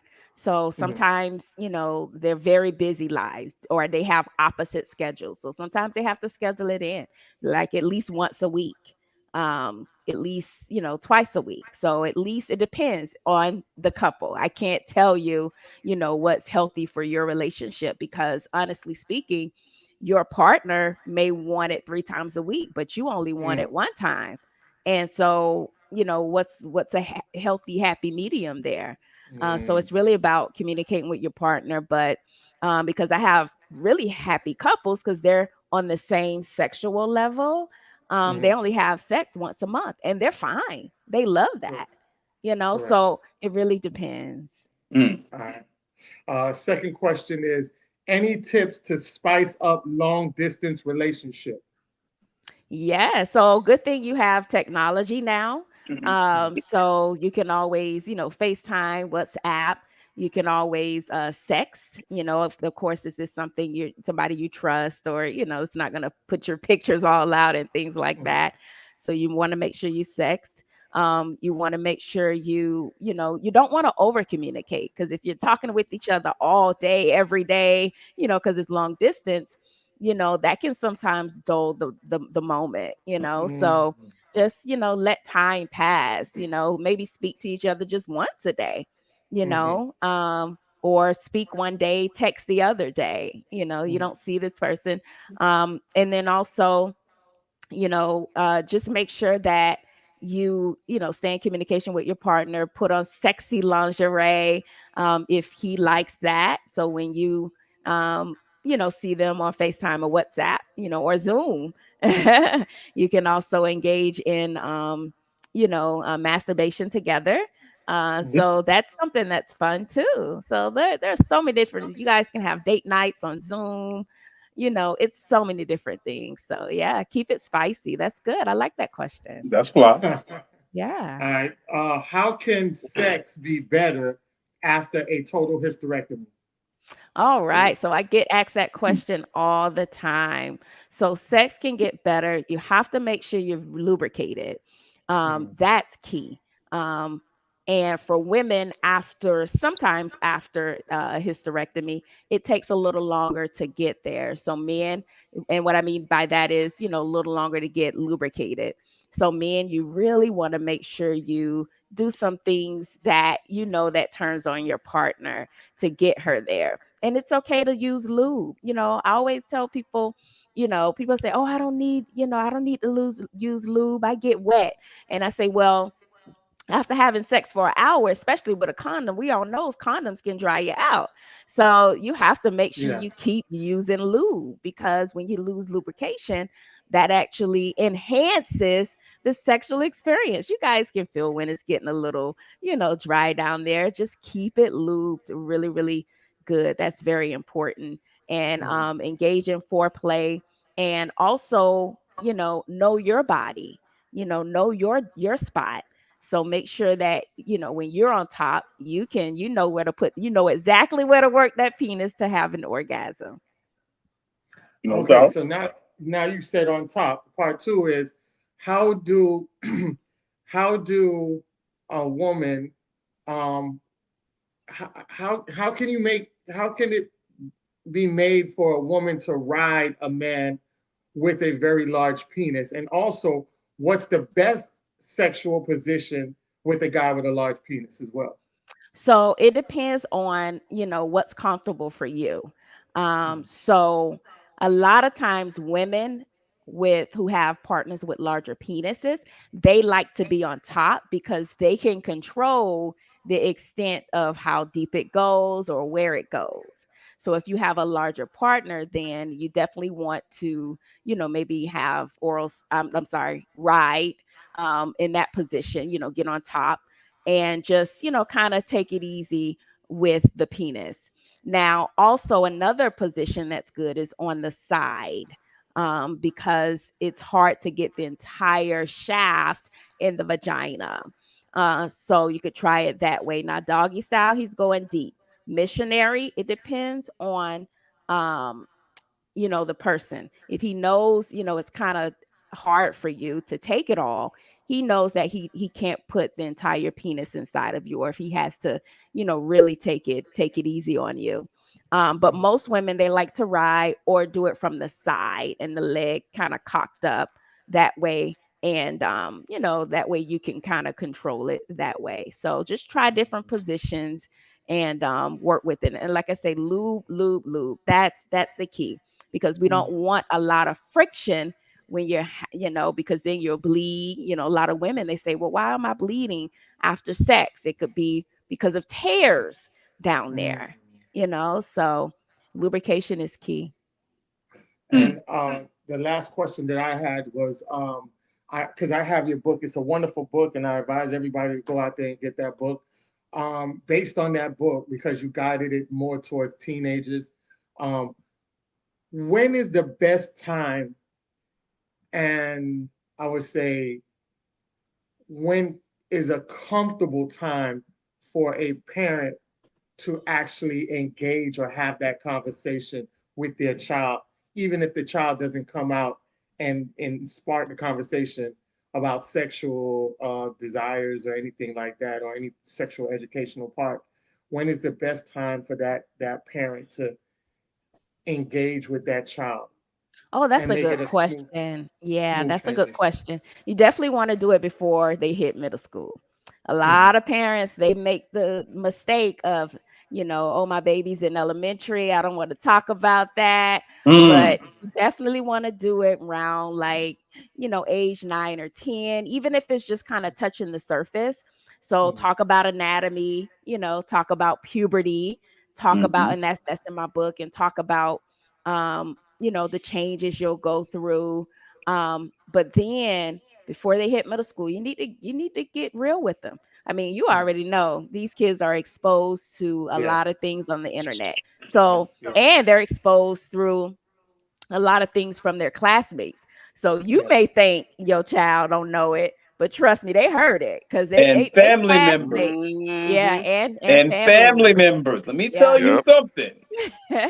Yo, I know people, adults to this day, that talk about how their family members not only used to show them stuff, but used to do stuff to them. Yeah, And yeah, I'm not talking about older family members either. I'm talking about they were 7 and their cousin was 8, yeah, yeah, and they were feeling on them when they was playing house. yeah, yeah, yeah. They girl cousins, they boy cousins, it don't matter. Yeah. So you People definitely need to wanna, yeah, check on you their gotta, kids yeah, at a young Early. age, yeah, yeah. Early. So early. I would say, Anthony, the sex part, really, you want to dive into it definitely be fifth grade, before Yeah. middle school, because middle school, that's the research shows, when I did my research study for my book, Hmm. and I really did a survey to middle school teachers, and Oh. anal sex is very prevalent because in the Wow. middle school Wow. population, because they say it's not sex. Oral sex is prevalent in the middle school Yes, it is. population. So yeah, and then of course we know now, same sex is very prevalent in the middle school as well, with doing oral sex on each other, Mhm. men, or boy, girl. So yep, yep. So you got it, because if not, that middle schooler, that seventh grader gonna be like, oh, come in the bathroom with me. Let me show Mhm. you something. Let me kiss it right here. And because Yeah. you never talk to that your child about, somebody doing that and what to do when they're in that situation, they're gonna say Mhm. they're not gonna think Hmm. anything wrong with that. Yeah. Real talk. So You Look, Exactly. wanna you wanna pregame them before somebody else comes, because what they're gonna come yeah, with is gonna be a hot mess, it's whatever yeah. it gonna be a is. hot mess. We Yes. have to start communicating. That's why I wrote that book, because especially in I'm Black American, so like growing up in our household, we never used to talk about, the only thing is don't have sex and don't get pregnant, Yeah. but Mm. sex No was not really babies. taught, and no babies. Yeah, I have a lot of my Caribbean friends, they island people, they really you better not even think about sex because Mm. they'll Yeah. whoop you Scare with the tactics. switch. Yeah. Uh-huh. Scare tactics. Straight scare I have a tactics. lot of Caribbean friends, and they used to Mhm. tell me like they could Yeah. never tell their parents anything, Mm-mm. you Mm-hmm. know. So it's like we couldn't talk about it. We couldn't be open, and Yeah. we should be able to go and talk to our parents about anything because Yeah. our parents is there to protect us. Our parents is there to educate us. Right. Correct. Um, yeah, so that's why I actually created my first book was the parent edition because a lot of times parents, especially if you're in a committed relationship, Mm-hmm. they're not keen on the latest STDs. They're not Mm. keen on, so I created my first edition to talk to the parents about how to talk to their children about it. But that one Mm. didn't sell so good, so I did the Mm. student edition. But Okay. that No one's doing doubt. pretty Your good. parents be green, man. Stubborn Your old parents be heads. green a lot of the time.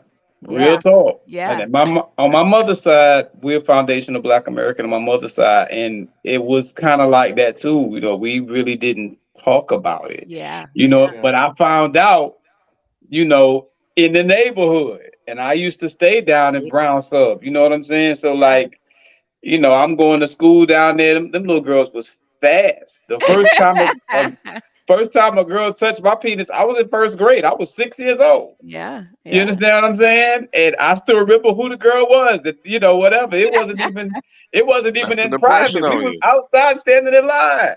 I Yeah, mean, bruh, you look back, you like, damn. yeah, yeah. It's a lot has gone on. Yeah, Yeah. it's a lot. But so Yeah. some take homes for you guys, because you Yes. remember I need my 8 hours of sleep. Oh yeah, Yes. I'm yeah, past my definitely. bedtime just for Anthony. Actually, he knows I'm an Ah, early bird. appreciate that. 'Cause We I'm up. appreciate you No so problem. so Appreciate I'm it. up at much. Great. 4. I'm up at 4 a.m. I'm working out 5 a.m. So I need my Wow. six Ooh, hours of sleep at least. yes, Yes, Um, You're ma'am. inspiring but me. just to recap, just know your health status, the big three. Go check your blood pressure. You can go to any pharmacy, CVS, Walgreens, stick your arm in the machine. If you have a machine at home, check yourself, know your status. Go get your blood work, get your screenings. Men, get your prostate blood work done. Ladies, get your mammograms, your pap smears. Men and women, get your colonoscopies if you're over 40. Get your dental cleaning, get your eye mm, exam. A lot of people haven't had eyes checked, and your vision may mm, be fine, but they check the back of the eye. They look at the arteries, the vessels, the pressure. So it's more than just the vision. Know your health. Get your STD check. If you're sexually active, every 3 to 6 months. Don't wait. No, check your body out. Look at yourself. Remember, you know yourself better than anyone else. Well, you need to know yourself better than anyone Mm, else. So look at your penis. And if you see a lump or bump that's never there or wasn't there before, then you need to go see a healthcare provider. Same thing, ladies. Don't be afraid to look at yourself. All mm. right. So I challenge you all to really start taking health serious because health is foundational. I always say you cannot carry out your purpose and passion in life without taking care of you first. Correct. That's truth. that's Correct. that that's something that's my quote. You cannot carry out your purpose and passion in life without taking care of yourself first. So it's been a pleasure working with you all tonight and Excellent. Thank you. talking with you all tonight. And it was fun, and we finally did it, Anthony. I'm glad Yes, you did. it was well overdue. Such a pleasure Yeah, meeting Bobby and Major. yeah. And Thank you. Hello. for those who want more health and fitness tips, because you'll see me doing push-ups and lifting weights as well. You Hey, Yes. can follow me on Instagram at DRKATINA_DRK. Sure There you will. go. Right. All Yeah. right, he found it. All there we right. Yay. go. Yeah. And you don't follow Definitely. me. Who don't you don't follow me? Look I at don't. there. I don't follow you. No, Ah, that's my other page. That I have oh. manifestations. Yeah. Yeah, so Uh-huh. I got the yeah, I got the manifestations page. All Ah. right. And I also want to show people their logo is so dope, man.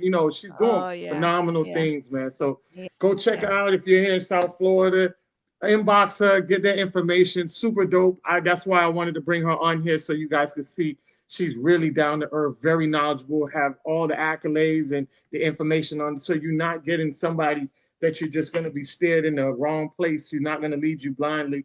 she knows what she's talking about, and she's going to lead you in the right direction. No So doubt. follow her on all social media, contact her. Dr. Katina, it was so dope to have you here. Anytime you want to come back, inbox me. We'll have you back. If you have any updates, if you have any books that you're working on, New and you want to drop products. something, new product, maybe you Yes. have a lube part 2 that, makes us smell some essence of something, Shoot, but Erica Badu is selling pussy sticks, so hey, you never know what you can Hey. sell out here. So Anything possible. just let us know. We got you. We love you, Queen. Thank you so much for what you Thank do. you. Thank you. Yes. And y'all keep doing y'all thing. I love this. Manversations. This Well, is Thank you. nice. We appreciate you. thank All you. right, Queen. Take Have a care. nice one. Blessings. All right, that's what's up. That was beautiful. So, That was I great. Yeah.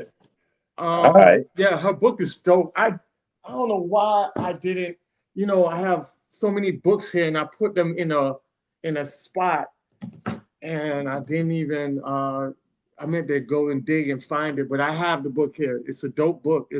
I don't have any children, but if I did have a child, that would be a book I would, buy and give it to my child and have that conversation and dialogue with my child. It's very important. See, the thing about it is we always blame the children for not going in the right direction they need to go Mm. into. But a lot of times we're not preparing them, we're not giving them the right information or just making sure that they're equipped with all the knowledge for them to be out here and work and operate in a mighty force. Even with dealing with systemic racism, we're not educating our children enough in that realms to even tap anything. That's why there's no movement being made in a tangible way. And that's why they gravitate to symbolic bullshit over the tangible stuff, because we're not equipping them in the right direction. We're not filling their minds with the proper information. So it's very important for us to have that dialogue on all aspects of life, you know. So get it out there, just, prepare your children. And sometimes a lot of people don't have the energy to say it or talk it themselves. Let Dr. Katina's book talk for you. She has the verbiage in there. She breaks it down to where it's very simple. It's not like a little book that your children are going to run to you or have to Google anything to figure out what it is trying to relay to them. It's very simple. It's So, easy for them to understand it. It's a small pamphlet, so it's not even a big book. So they'll go through it. And children love to read things that in their mind, they think they can just knock it out in about 10, 15 minutes. They'll definitely read that. So yes, so go out there, check the book. She listed in the comments. Grab that book, man. You guys will definitely be satisfied with it. Great information. Super dope doctor. All right. So with Absolutely. that being said, we have some things that we wanted to go over tonight. One of them I saw was let's go into our weekly topics. All right. So our weekly topic tonight is this one thing that I saw that made me say, ha. They had a ha-ha moment, right? So I definitely want to talk about Holly Berry tonight, right? So Holly Berry has agreed to pay $8,000 a month in child support to her ex-husband Oliver Martinez after finalizing their divorce. He will receive 4.3% of her income above $2 million, and she cover all school expenses for their 9-year-old child. Now, many of y'all think this is the first time Holly Berry has been put on child support. Nope, it's the But second wait, time. but wait, there's more. there's more. So why I say it's a ha-ha moment is because men and women need each other. Black men and Black women have been going at this gender war for a long time, and it has to cease. It has to stop. We never were like this back in the early 1920s. We got like this after the 60s, after the feminist movement got kicked in. Now we at war at each other's throats, and that's why our community, our household is so discombobulated and unbalanced, because we have now a masculinity test going on, masculinity from our women and masculinity from our men. And the two is combative with each other and now causing this gender war. In the process of this ongoing gender war, each side been downing each other. Black men downing black women downing black men. In the process of it, black women felt like white men treat them better, treat them the best. Why black men can't do this and do that. And what you don't want to point out is that a lot of white men have put black women on child support. When we as black men are in the news for getting any type of money from a woman, we're called all type of bitches. We're not a man. You know, all the slander gets thrown on us, you know, because you had the guy who did it with Mary J. Blige. You know, you guys called what's his name? Kendu. Kendu. Yes, Kendu, right? When he had got his settlement, you called Kendu all type of bitches. And then Mary J. Blige went on a bitch man tour and all of that. Every time she got on the mic and they gave her the platform to speak on it. But I find it funny that when Halle Berry not only got put on it one time, but now gets put on it a second time, the black women community is nowhere to be found. They're not saying anything. They're not, you know, even, you know, saying some vitriol stuff about the white man or nothing like that. They didn't call him a bitch. They didn't call him. I didn't see nobody call him a bitch. I didn't see nobody call him not a man. And you know what's so funny is that everybody was calling her stupid. You know what I'm saying? That's what you get. And this is other black women that were saying that. That's what you get. So I'm like, in my head, I'm like, wow, that's crazy that you guys who talks about black men being so caught up in white supremacy and feel like white supremacy, black men utilize white supremacy or under the white system and the white guards. You guys don't do that. Y'all do not sit back and address that you guys actually adapt to white supremacy. You guys are subtle with white supremacy. You guys are okay with systematic white supremacy. Because think about it. When you talk about white supremacy, the system allowed a black woman to feel comfortable enough to pay white men who are able-bodied men. These aren't crippled, disabled white men.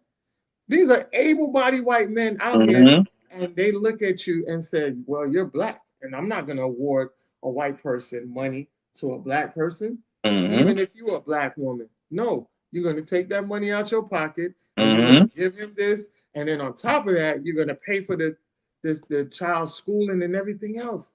And I'm in my head like, wow, that's crazy. Because no matter how much a black woman has over a white man, over a black man, that judge is still going to look at that black man and be like, hey, you need to work 3 or 4 jobs because your ass is going to be out here paying for everything. You're going to pay for her stuff and you're going to pay for your child. So you need to find out how you're going to make it work, or we're going to take away your license and lock you up. There's no sympathy for us when it comes to that. But then when the other side strikes big, everybody's quiet. Now I was like, I had to make a post about it. I was like, wow, I find it very funny that y'all are very quiet about the situation when it's actually something that you should be enraged with, because a black woman should not be paying child support hefty like that twice to a white man. And Kevin Federline, even Britney Spears' child's father, has a child with a black woman. And I think, I'm not mistaken, but I don't think he pays child support. I think he gets child support for from that black woman as well, because I think she was on the show The Parkers. She was one of the actress on the show The Parkers. So I think he got child support from her as well. So you know, it seems like you guys Zaddy worship so much, but Zaddy's out here like shit. The bag is getting it from the black women, you know? It is what it is. So I just wanted to lay that out there, and what you fellas have to add on to that. What's your commentary on hearing that reports from Halle Berry? Well, like What's you said, funny? man. Oh, go ahead. I was gonna say real quick. What's funny to me with these situations And not just, but anytime you have a case of swirling gone wrong, Mhm. what always strikes me as amusing is that when it's a case, so let's just stick exactly with what we have here. We have a child support issue. Yeah. When it's a black man, it's a black celebrity, or it's a black man that sticks the mother of his child for child support and comes out successful, then when you hear all the backlash from the women, it becomes a critique of black men, and black men are just so low, black men are just this, is that, and the third. Mhm. And it becomes the lens of the flashlight is focused squarely on us. Mm-hmm. However, when you got your boy Richard Gere Jr. over here hitting the lick, or when it's Kevin Federline, Kevin Powderline, whatever his name is, Yeah. you don't hear the same treatment. Mm-mm. No. It's Not at not all. about, oh, look at the white men taking advantage of black men and black women or what have you, or white men is Mhm. the worst. When there is any criticism that's given, that's another thing, because the rate of the criticism and the backlash is considerably different. It's almost radio Mhm. silence. Mm-hmm. But when some noise and chatter does go along the airlines, it's not about how white men are such and such. It becomes, men are just the worst. Men are just so low down and such and such. It's like, Yep. wait, so when we cut up, it's us. The issue is black men. Mm-hmm. Yeah. When it's them, it becomes men in general, Mm-hmm. which also includes us as well. So we're getting double the dirt piled on our names. Meanwhile, they're getting half the load. The Yep. Mhm. burden is carried by all of us, which essentially, to an extent, lets them off the hook. Yeah. That never ceases to amaze me, but it goes to show that this is not your typical arrangement. You'll have Mm-hmm. some Mhm. people that'll say, "Well, it's just a general thing." No, it's not a general thing. Mhm. So you can't say that these are relationships being held in a healthy manner, because if you truly felt this way, then you'd have the same approach across the board. But Mhm. when there's an obvious difference in the coverage and the perception and the backlash, Mhm. then this is no longer a case of you just are open to everyone, you don't discriminate. No, you do discriminate. And you have a Yes. leaning, you have a preference, you have a completely different mindset where they're concerned as opposed to where we're concerned. Mm-hmm. And that right there Mhm. speaks volumes. That's also part of the reason why you don't hear too much criticism and backlash in the first place, because, well, they're still trying to keep the dream alive, so to speak. Mhm. Right. Real Mhm. talk. Man, you said a mouthful, Bobby. Listen, I mean, at the end of the day, it just comes down to they just like to shit on us. At the end of the day, that's what it boils down to. Like you Mhm. said, this is not the only time you see this dynamic. You see it when it comes Yeah. to white men. You see it when it comes to black women. Mhm. You see it when it comes to women of other races.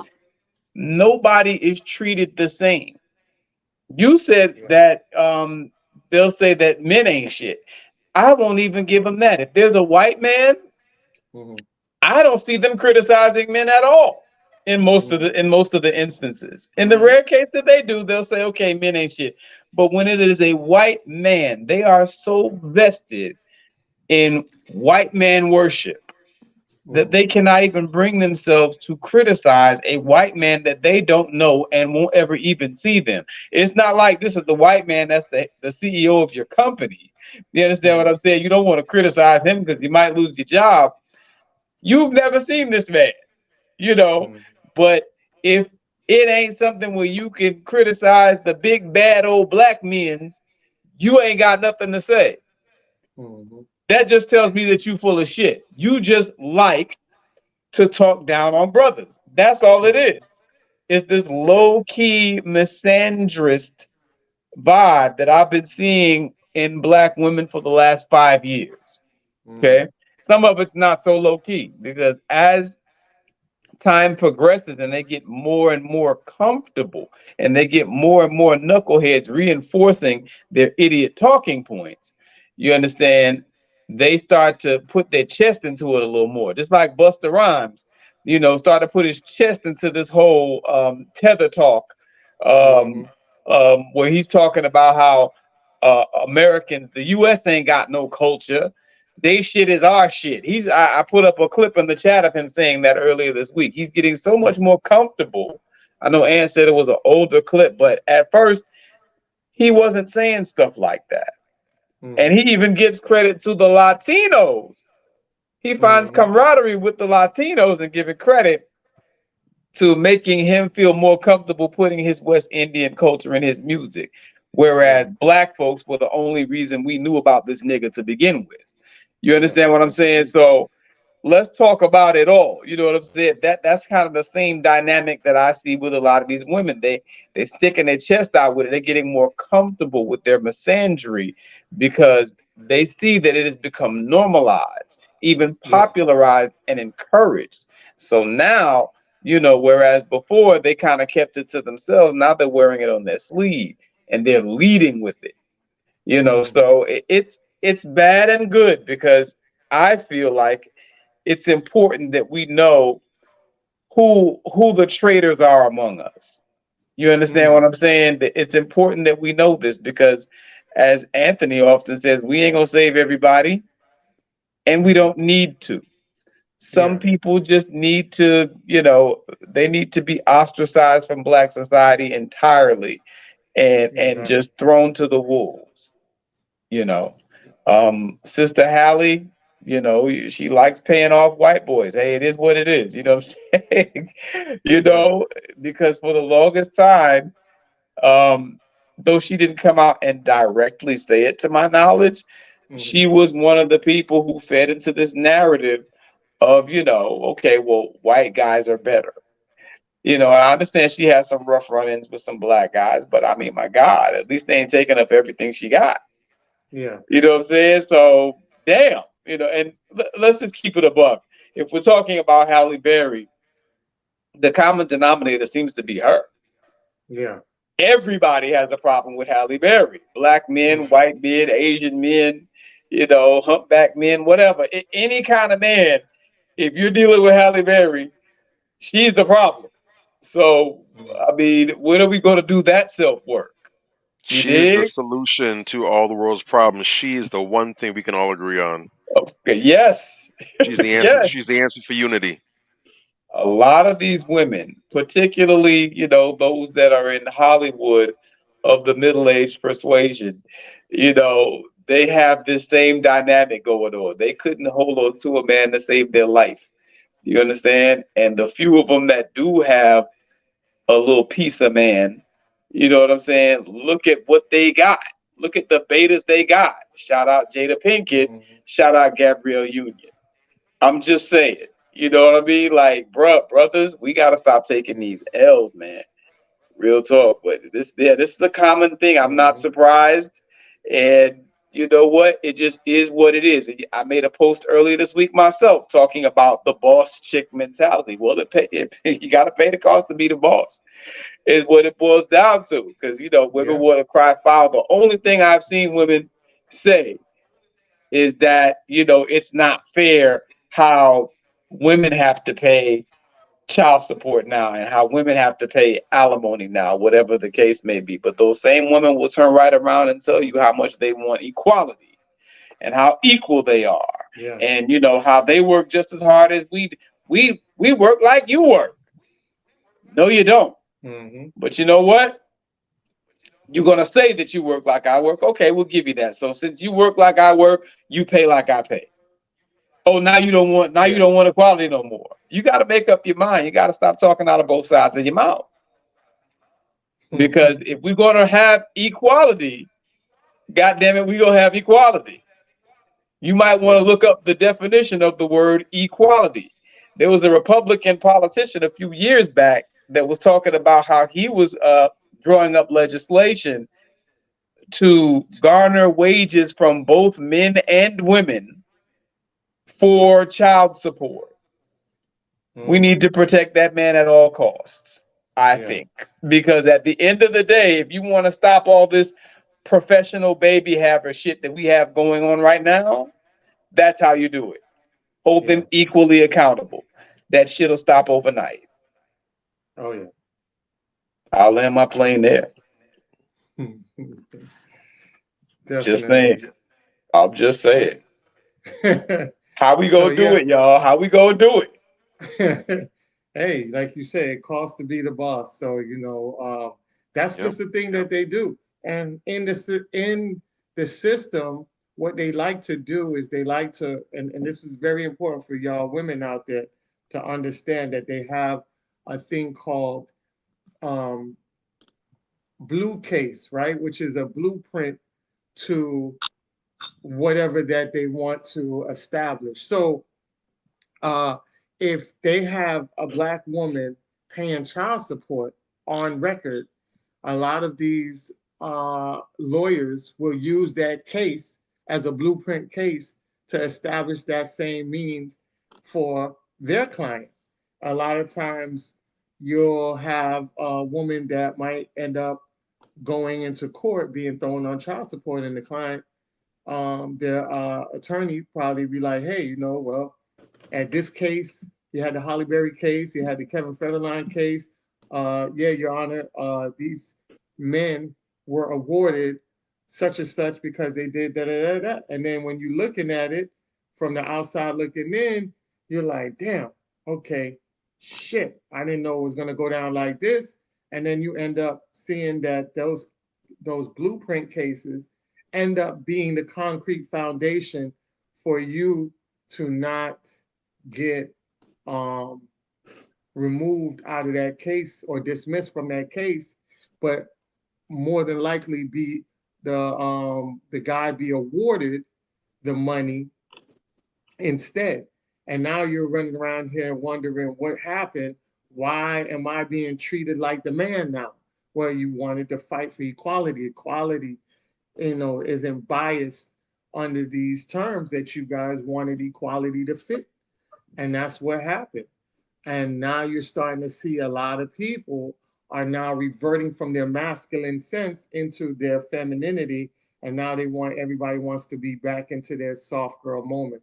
I had a Mhm. video, I had a video recently um, that had a white woman and she was crying. She was like, why who fought for women to be in the workforce? Why? I don't want to work all these hours.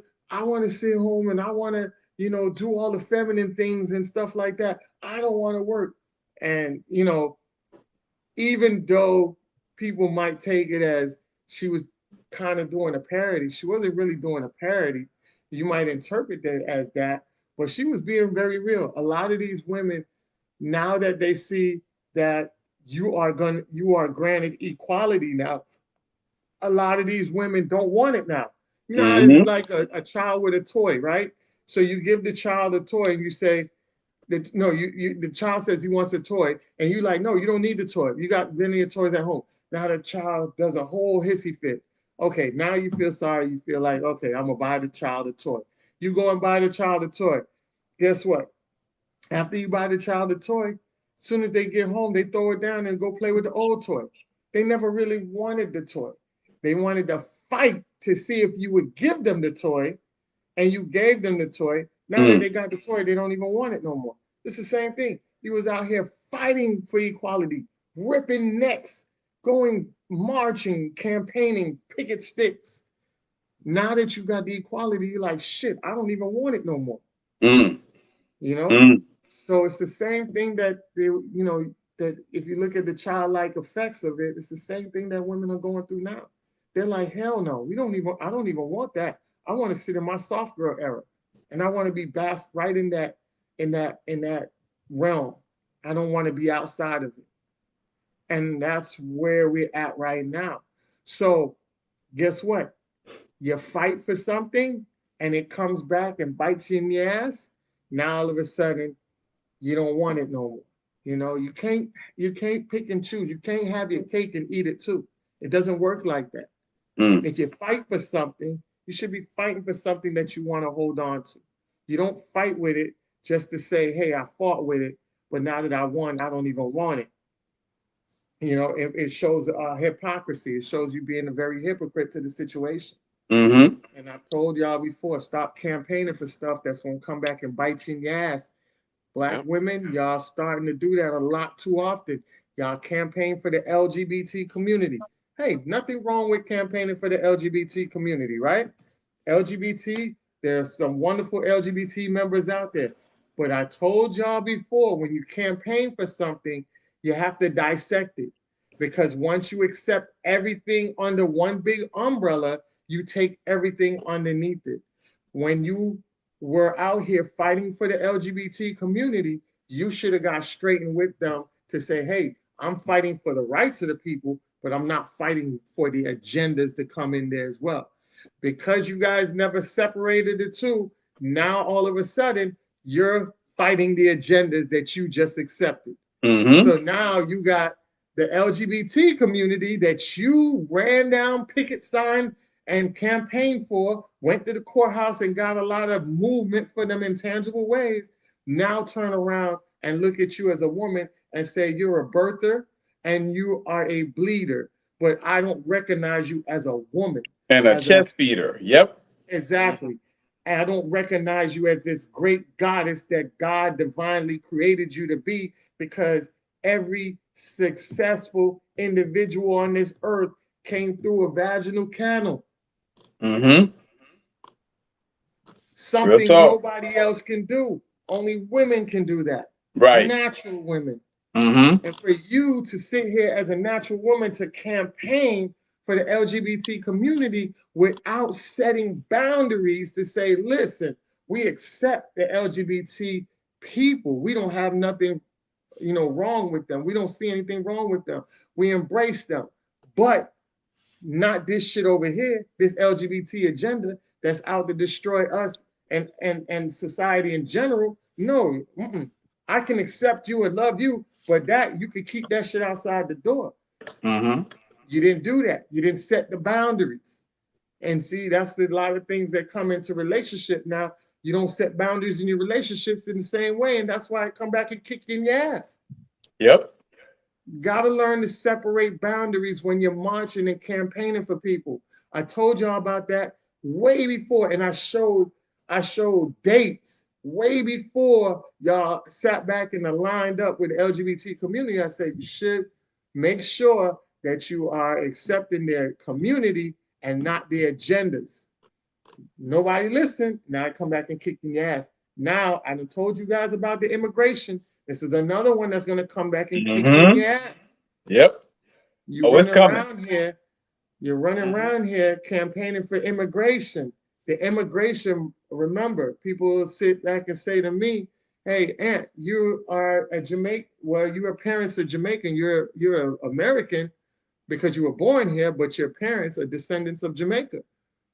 But when my parents migrated here, the agenda for immigrants back then is not the same agenda that they have for the immigrants today. The immigrants today is more about you being used for child trafficking, human trafficking, and also to override your voting power. So if you're a foundational Black American, you're losing your voting power to fight for righteousness and to fight for what's rightfully yours, because now they import all these immigrants over here who don't see color, who don't see racism, even though racism and color is kicking them in their ass. That's the reason why they're fleeing to America. They're not fleeing to America because they just want to come to America. They're fleeing to America because they can't fight racism back in their country. They can't fight white supremacy. It's kicking their ass. Right. And a lot of times, a lot of things kick your ass when you don't see it. Real talk. You know what I'm saying? And now all of that is coming too, and everybody's over here, and then they got the president and all these people lined up because they line up into their pockets, they line up to their agendas. It fits the people that's running the world to have the immigrants come over here and sign off and do all the things that they want them to do without them getting their hands dirty. If I know that I'm a killer and I can contract a killer through third party, why the fuck I wouldn't contract a killer through third party? I ain't gonna go to jail. My hands are clean. That's them if they get caught. And you remember, a lot of the immigrants that's coming over are they're undetected. Yep. They're illegal. They're not even in your system. So if I see a Hispanic guy that comes and kidnaps a child, or I see a guy from another country, an Indian dude come from another country, or even an African. We had an incident with some Africans that was riding around in a van up in the state that was out here snatching children, and the people in the streets caught up to them and yanked their ass up out of there and had them sitting and waiting for the cops. Mm-hmm. Yeah. You see what I'm saying? Got caught in the process of trying to kidnap our children. Mm-hmm. Illegal immigrants, Africans. Yep. But guess Happens what? all the time. They're getting paid. They don't have money. See, the thing is, when you aren't out here making your money, when you aren't out here securing the bag, then it's easy for people to control you and manipulate you to do what they want you to do for the amount of money that you seek. Yep. So now you're being controlled. You're a control op because you're controlled through your finances. That's the reason why they make these countries poor. They make Black people sit in deprived communities because they know if you're poor, you'll end up slapping your mama for $5,000. Sure as hell will. We see the memes across social media all the time that show you that. Some people, it'll be like, would you slap your mom for $1 million? You have some people in the comments that say, I'll slap my own mama for a 2-piece Popeyes meal. Yeah. Poverty makes you do some wild stuff. Niggas will sell their soul for cheap. Real talk. Yeah, exactly. So when you're that desperate and they see that, they can use you and manipulate you to do shit that they want you to do without them getting their hands dirty. And we're seeing that, and y'all out here co-signing that. Sisters, brothers, come on, man. Time's ticking. There's a lot of agendas that's coming down that's not going to benefit us in the process. Right now, they're treating white people like niggas. And I'm going to be real with you. Trump is being treated like a nigger because they hit his ass with a RICO charge. They ain't hit no. When you seen a white man get hit with a RICO charge, they're coming after the white folks. All the white folks that's out here that's so into rights and the what do you call it what's the thing that we always talk about the Constitution, right? Okay. So all the white dudes that's out here that run by the Constitution, they're coming after all of that because the Constitution is your 2A. It's your 2A, your 1A, right? Freedom of speech and your right to bear arms. They have to come and take that because once they take that, now everybody's defenseless. Now you have to run like sheep. You ain't got no protection. You get penalized for speaking on it, and now you can't even do nothing with your weapon because you don't have enough high power to even protect you and your family. So they're going after those white folks that sat back and said, yeah, that's right, do that to those Black folks. Those same white folks are getting their asses handed to them right now. They're going after them. And guess what? See, this is what the powers do. And this is what you guys, people out here, this isn't a Black thing. It's not a white thing. They make it like that in that instance where I say for their agenda, they have to use that white and Black issue to wipe us across the board. Because here's what they do. So you have the hardcore whites, they brainwashed to be racist, and a lot of them are racist. And they look at the Blacks and say, yeah, the Blacks need to stay over there. They get locked up. They deserve it. Da, da, da. So now they know that you hate them people. So they said, okay, cool. So what we're going to do is we're going to target the Black people because these people over here that's all about the amendments and the Constitution, they ain't going to sit here and worry about Black people. They don't care what we do to the Blacks. And now they demolish the Blacks. They rumble through the whole community, do what they want to do. Blacks are depleted and deflated and all that. So now they said, okay, cool. We ain't got to worry about the Blacks because the whites that's out here already help us destroy the Blacks. We sat back and watched whites do it to us for so long that when something happened to whites, we don't even blink an eye. because we like, yo, y'all been doing it for so long. Now y'all get to see what's going on. So they like, okay, cool. Now let's do it to the white folks now. Let's treat them like niggas. So now when they treating y'all like niggas right now, what y'all seeing, guess what? Black folks ain't looking out to help y'all out because you wasn't out here helping black folks out. So now they doing that to y'all, they gonna throw y'all asses right under the bus. They gonna lock all y'all asses up. They gonna use the same RICO charges that they use for black folks on all y'all white folks and clear all y'all asses out the way. Now we have a whole board now of people that's gonna be subservient on both sides, white and black. Now, as a government, we can control the population, reset the money and the wealth, and now we have new age systemic racism, new age slavery that's going to be operated with robots. We clean our hands and we did it in a strategic way, and y'all didn't even see what the fuck was coming. Yeah, that's in a nutshell. That's it. In a nutshell, that's it. And So, we walking into the trap, eyes wide shut. eyes wide shut. So this is what we do on here, man. We try to give you guys the most correct information possible so you can go out here and protect yourself. We love our black women. We love our black men. This platform was created to bring a unity into the two. We hold accountability for black men. We hold accountability for black women. We're just trying to make our community better because guess what? The way that they're treating these white folks like Negroes, guess what? If we don't get our shit together, man, we are going to suffer. So we need to break away from the whole plantation, from the whole parties, the Democratic, the Republican, don't care what side you're on. It's two sides of the same bird. Need to start focusing on bartering. We need to learn how to barter. Because when this money shit go down, all that little change y'all jumping on airlines and flying now, it ain't gonna be there.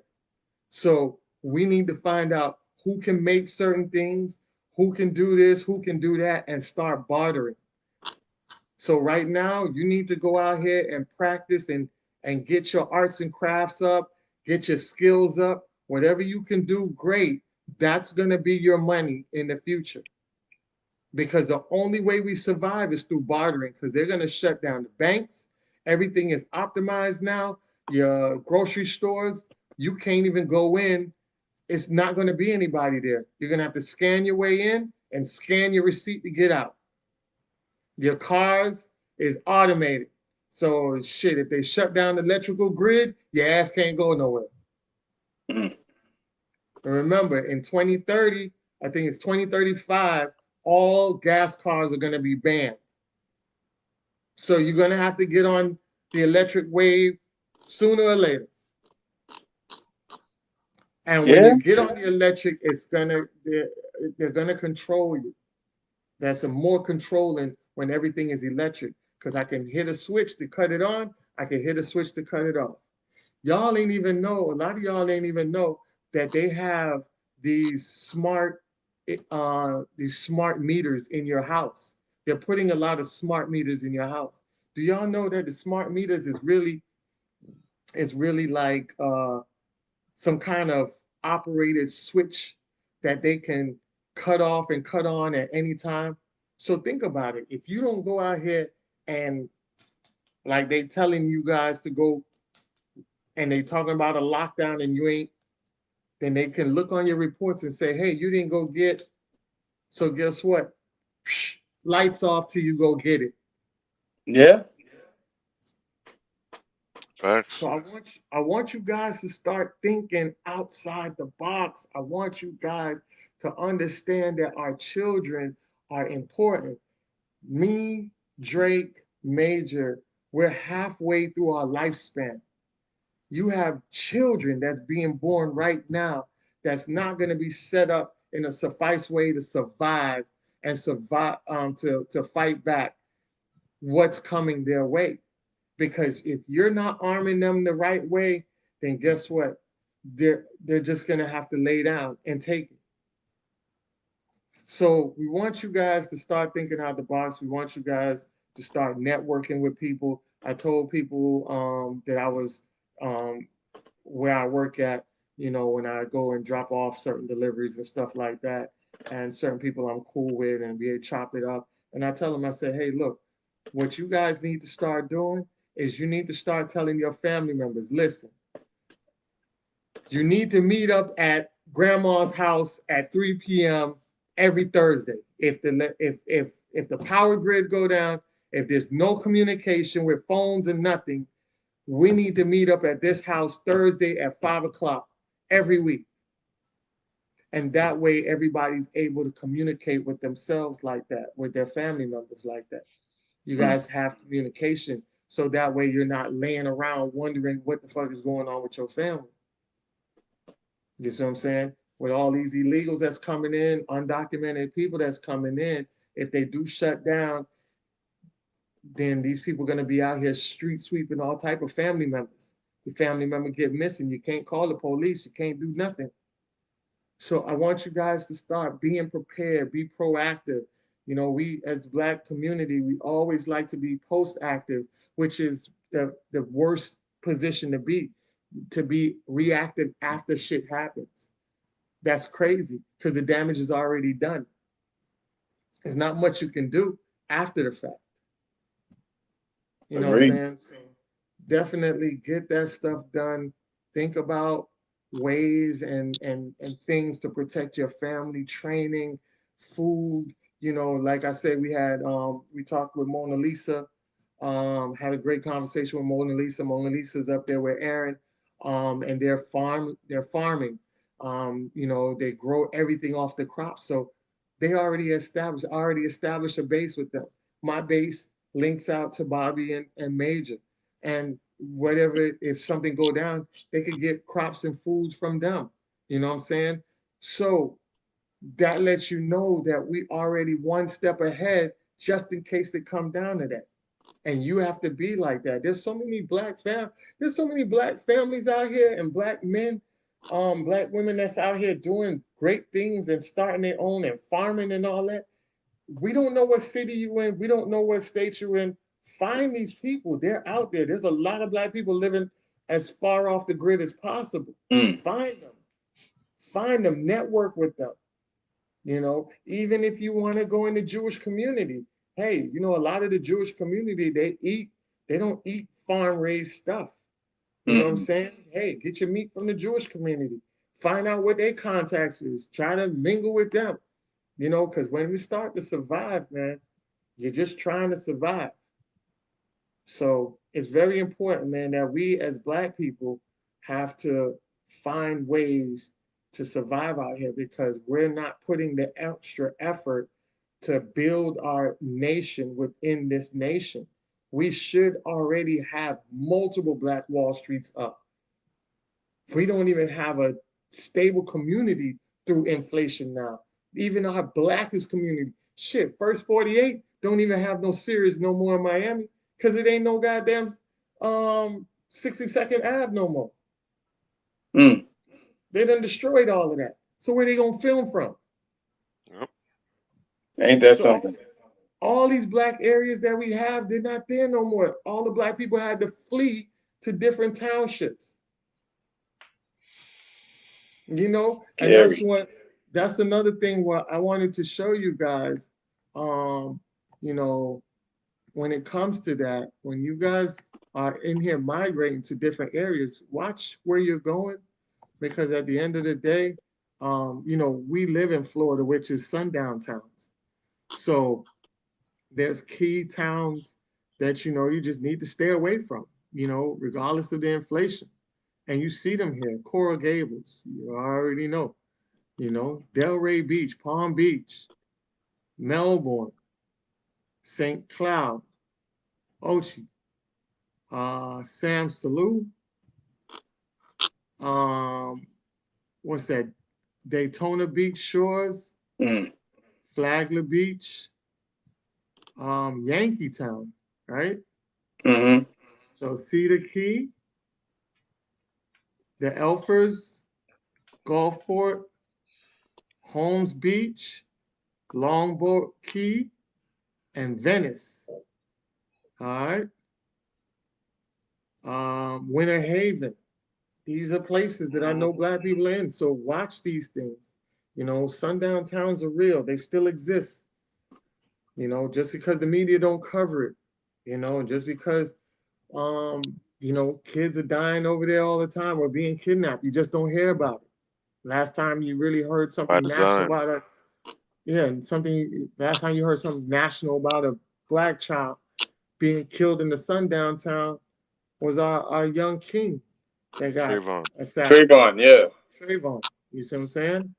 So we gotta watch ourselves, man, and be out here and line up with our folks and our peoples. All right.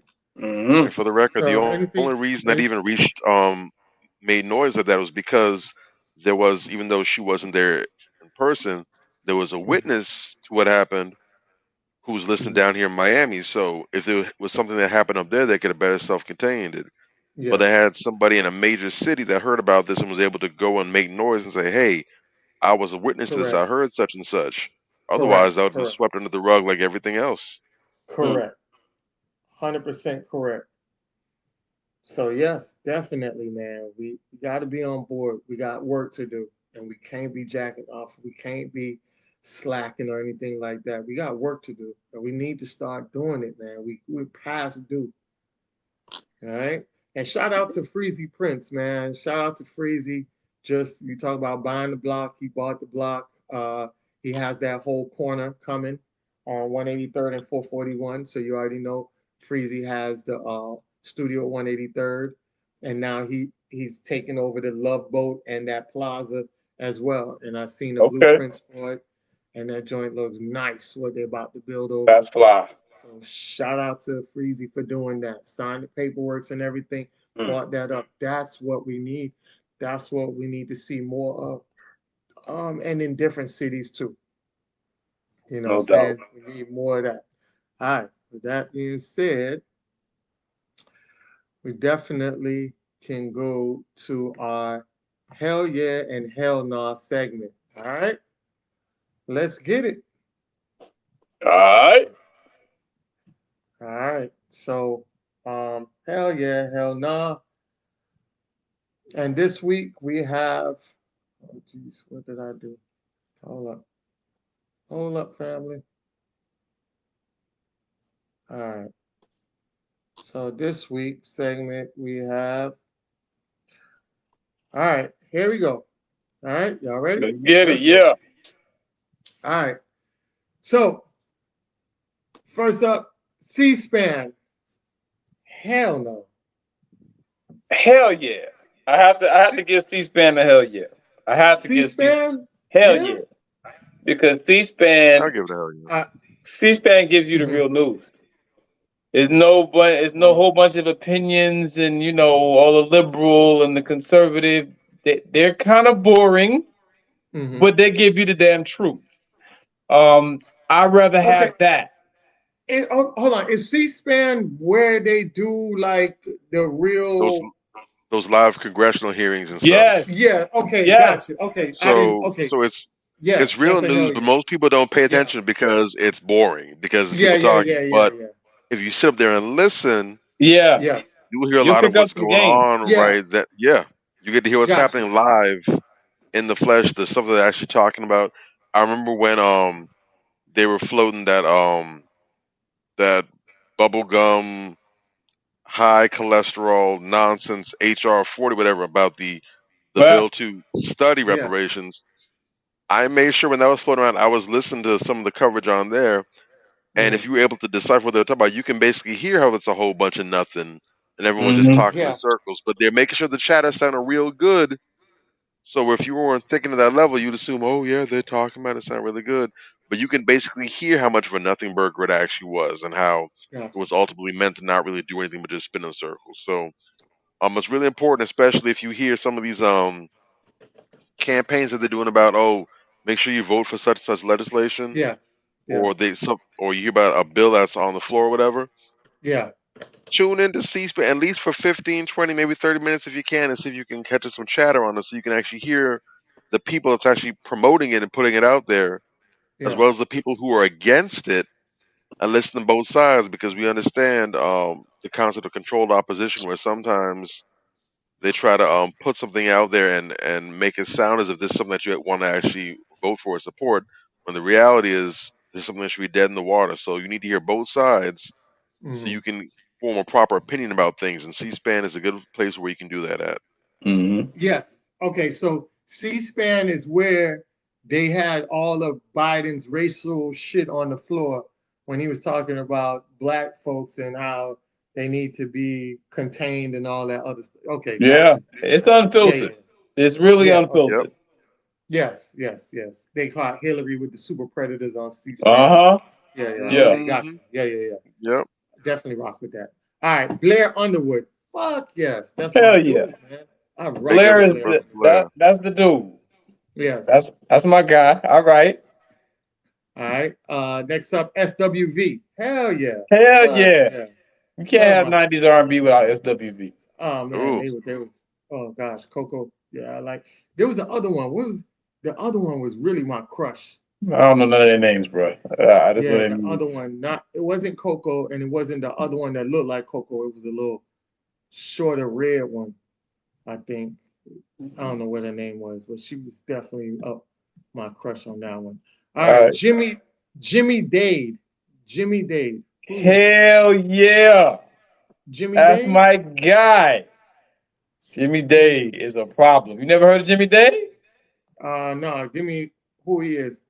He's a Look, rapper down here. He's from here. oh, You he's hear from him on the here. underground like something like Deslock. You will hear him in Oh, those same stations. If you ever listen to 88.7, 89.1, Yeah. he What's got a some of his song song? called My I Nine. haven't heard his stuff in a long time, but I remember that I had a good feeling about what he was doing. I just can't remember That any of his boy is a stuff. problem. He's probably the most talented rapper to ever come out of Miami, in my opinion. yeah. Yeah, yeah. Even more Aside from so than myself, yeah, um even more so than what's his name, Ghost Rider. yeah. Oh, this boy, he's a problem, dog. He's a problem.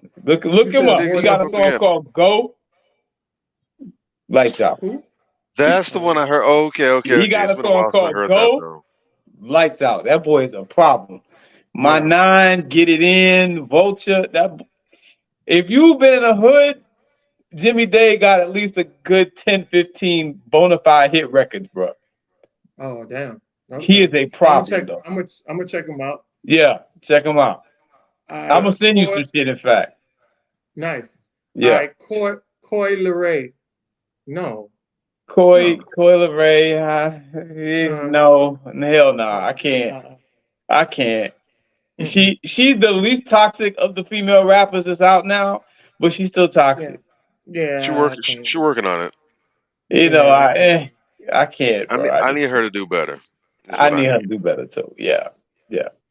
All right, Ryan Coogler. Hell yeah, I fucks with Ryan Hell yeah, Coogler. Ryan Coogler, that's the guy. Him Good and bro. Jordan Peele, Yeah, and lights the out. other guy. There's another guy. I'm trying to Who remember other The guy? him. guy, Yeah, the guy, the Transformer dude. That Transformer yeah, dude. that Yeah. guy. Well, he's the Yes. new guy, so Yeah, I don't he's know anything else he's done, but he's a badass. Yeah, yeah. yeah. Um, Lovecraft Country. Fuck yeah. Hell yeah. Hell yeah. I'm so mad they Fuck canceled that show. Well, it's too powerful. That's why they had to. Oh man, I gotta start watching that. Yeah. bruh. I Who got It's that puts in good. Jordan Peele and my JJ queue. Abrams together on the same project? Are you Yeah. kidding me? Oh, for real, That's that's both of ridiculous. them on there. Yes, Yeah. man. What? Yo, listen. Yo, As it's much, dope, man. I'm actually stunned. As much as I've heard people talking about Lovecraft Country Uh, and Yeah, you all the see chatter it, among man. appeared, I'm surprised I've never heard J.J. Abrams mention that once. yo, he's on there, bro. Yes, him and That's Jordan quite Peele. possibly the biggest eyebrow raise out of anything. I mean, shoot, if Insane. if you don't know, J.J. Abrams is a living legend, a Yes, he is. goat, an icon, a superstar in the sci-fi realm. Hell yeah. Yeah. If you like, there's almost nothing, especially from like the late '80s, the '90s. Mm-hmm. If there's anything sci-fi that you like from back in that time period, just about, He there's a touched good it. chance that either JJ had his fingers in it or he influenced it. That Yeah. Yeah. Starcraft, Stargate SG-1, Mm-hmm. him and Gene Roddenberry, those the titans of that whole genre right there, Yeah, I man. remember So Gene Roddenberry from Star Trek. Yeah, yeah. Yeah. yeah, Oh yeah. so that's That ain't nothing slight. That's a huge deal right there. That's Uh-huh. You'll like that shit, Bobby. Trust me. The Yeah, first love you three just for that. episodes, a little slow the Lovecraft first got three. Jordan Peele and J.J. Abrams. yeah. That they got a whole season of grace with me, and I don't give that lightly. So Once you get to episode 4, you like this. You like, God damn. Yo, it's insane. Yeah. It was dope. Juicy Smollett. Hell no. Hell no. Hell no. Juicy, Oh man. I Juicy can't believe they Smoulier. let that boy out of jail. He got lucky. Oh, Woo. this guy. uh, Hell no. A The hard one hell um, tool no they for me. didn't break. They gave it a nice little crack. But that's the one tool they didn't break yet. They coming back for him. Uh-huh. Oh uh, yeah. da- damn son Idris. Damson Idris. I had to say hell no. Yeah, I'm just not impressed with this kid. I'm sorry. yeah. He's the brother that was He's in Snowfall, right? yeah. Yeah, I'm not impressed with that show either. I'm still waiting for it to get good. I watched about 10 episodes of it. It was still whack. So Are you the first person I've heard? Everyone else I've heard has been crazy about it. whack. Yeah. Have you watched it? I watched it. That's It's another cool. one that's on the list. Garbage. Really Yeah. Garbage. Cynthia interesting. Erivo. Hell no. Hell no. Hell no. That's a coon. Hell no. No, I'll pass. And Mm. my God, please don't ever play Harriet Tubman again. Man, look. She's a disgrace to her homeland. Oh, That's that was some of the most horrible acting I've ever seen in life. Damn, she Alright. sucked. Black Panther 2. Hell Nah, no. I ain't like Hell it. no. Hell no. I don't like the depiction of the Mayans. that's the I didn't like first Marvel nothing. movie I've actually refused to see. Yeah. I I've didn't seen like nothing. everything else. I've seen maybe all but one or two of the MCU films in theaters, and the only one I have not seen and will not see is that one. Not gonna do it. The That shit first one was is whack. gonna be where it is. Whack If as the hell, black bro. people Like, if the people under the sea isn't black, I don't want to fuck with it. yeah, that too. But I mean, just in fairness to them, I know Chadwick Boseman dying is a big deal. How do you fill those shoes? You know what I'm saying? But that garbage, no, no. I mean, it was just too much wrong with that film, man. I don't want to spoil it, but it was bad. Um, That's very Trevor smart. no, Trevor Noah. That, I don't Hell know. yeah. Um, I had to so give him a far I'm hell gonna give him a yeah. hell yeah. I had to So give him far a I'm gonna hell give him a yeah. hell yeah. who? Yeah, You talking about the late night host, the yeah. comedian? I Yeah, had to yeah. give him a hell yeah. I don't fuck with dude. It was He a had fuck with. reluctant hell yeah, but I I'm rock gonna with give it. him less of a hell yeah, more of a yeah. He's Yeah, likable enough. exactly. More of a yeah. Nothing problematic out of him as of yet. Um, he's a ve- he's a very likable guy. I can see him as someone I probably know hang out with, catch a game or something with, or whatever. He seems likable enough. Um, but he strikes me as I wouldn't even say it's an issue that I have with him. I just think that as much commentary as he does, he speaks very much as somebody with an outside perspective, which isn't wrong. I mean, if you don't have a certain perspective, you don't have a perspective. Can't beat you over the Mhm. head for that. Mm, Yeah. But I think they take advantage of that with him in some respects, where they'll have him as a spokesperson, they have him as someone who will make statements on certain things, right, but he right. doesn't have the And I think that might be where the whole concept of you don't really bang with him too much. I think that's where that comes from.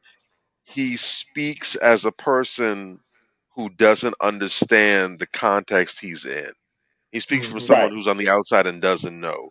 And I'm not Hmm. going to necessarily fault him for that. Although I do think at some point someone needs to get in his ear and, catch him to speed. But then again, they do a good job of keeping those kind of people away from They sure do. his type. So, Yeah, um, but he's African and he plays that you should be grateful shit. I just see him as an he's agent. I see him as a low key he agent. also fits into what the dominant society would prefer as the go-to African. He doesn't have what you Yeah, would consider to be the the typical Africanoid features and everything else. And I think Exactly. they play Right. that as well, as this is even amongst those types, that this is the preferred quote unquote Yeah. African. And again, this is not a knock on the brother personally. This Mhm. isn't on him. This is what they're doing and what they're seeing.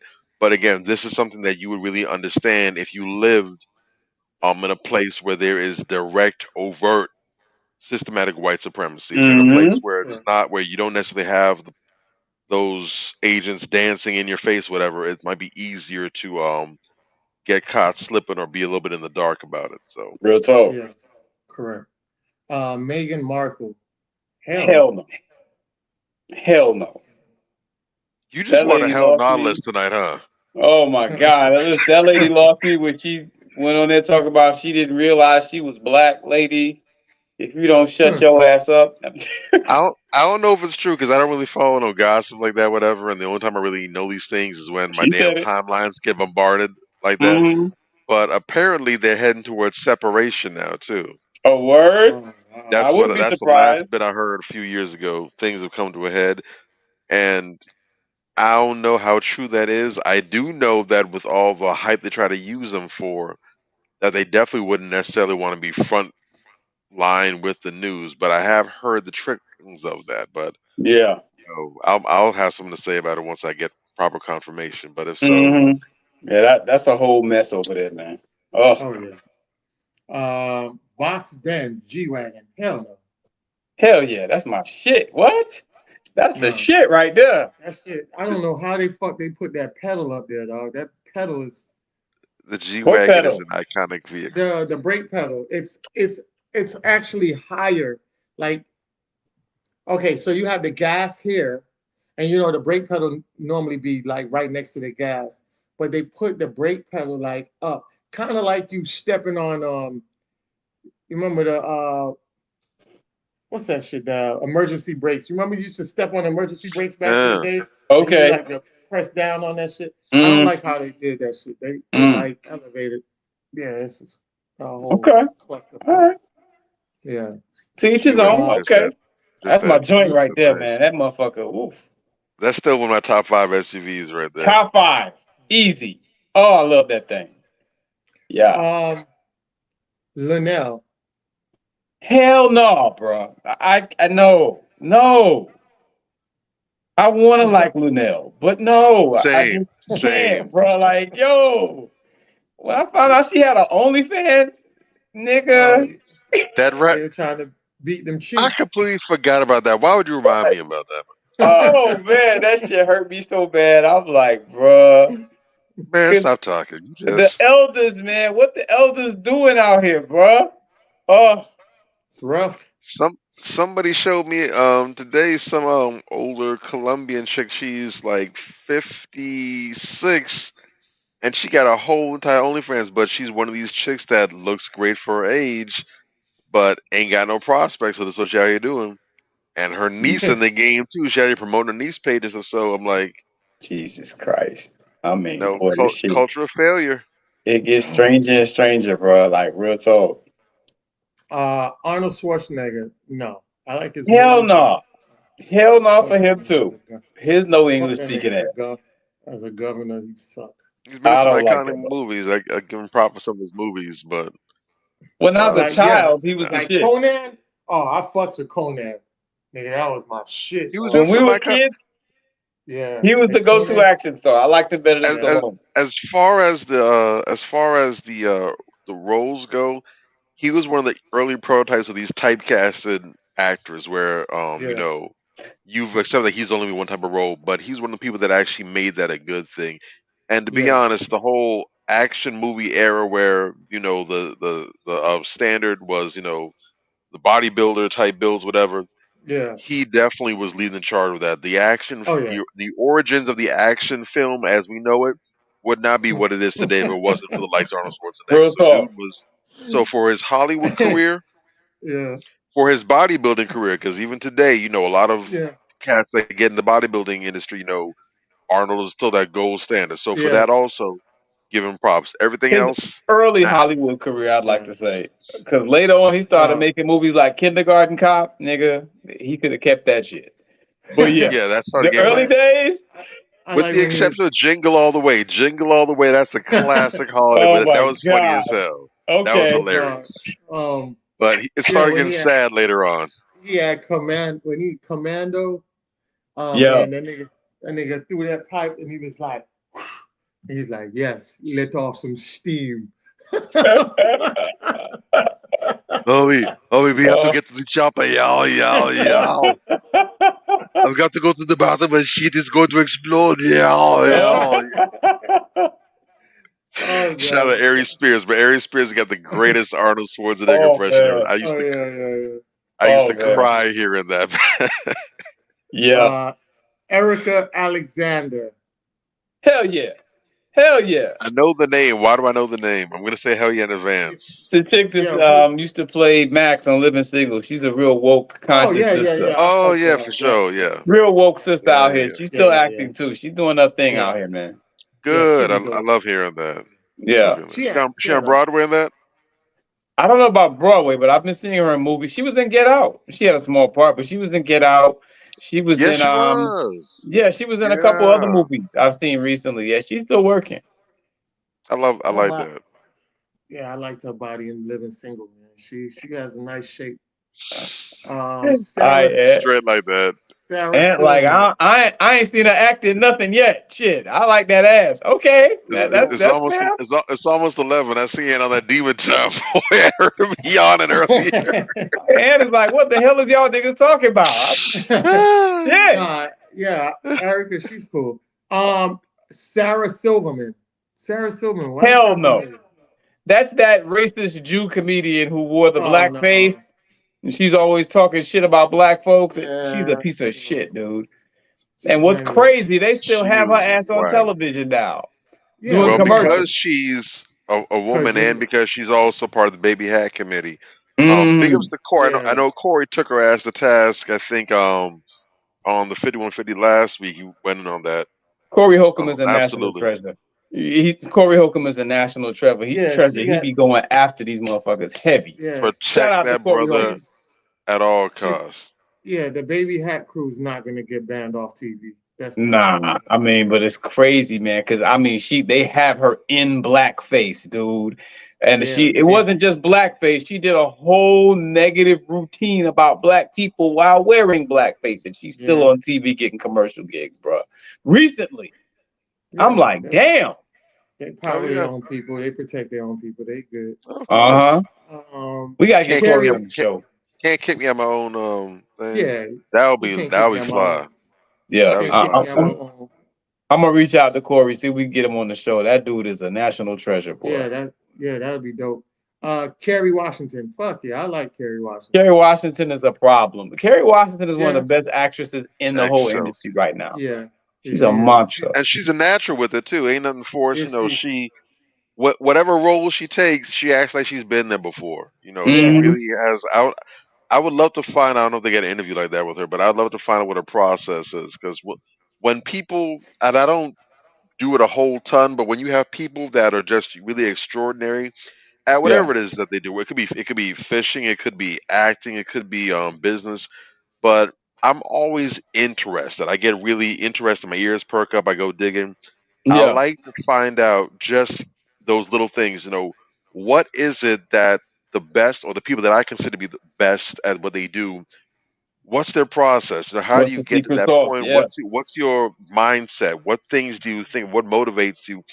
All that stuff just really interests me because I like finding out what makes you great. No Yeah. doubt. What is it that you tap into? It's interesting, and everyone's is Exactly. different. There's some similarities, but there's always some real huge differences because everyone's different, and so what they tap into might not be something that would work for me, or might be something I never thought Yeah. about. But it's always dope to see, this is what's out there, and just get ideas off of that. No doubt. Definitely. Real talk. Heavy D. Hell yeah. I love We my Heavy got D our and the own thing. boys. I was just But that was watching, the guy. I was Here's just a watching good Living for Single. you. He was on Living Single. And Yeah. his fucking girlfriend was Vivica Fox. A word? Oh my God. I gotta see that episode. I never saw that one.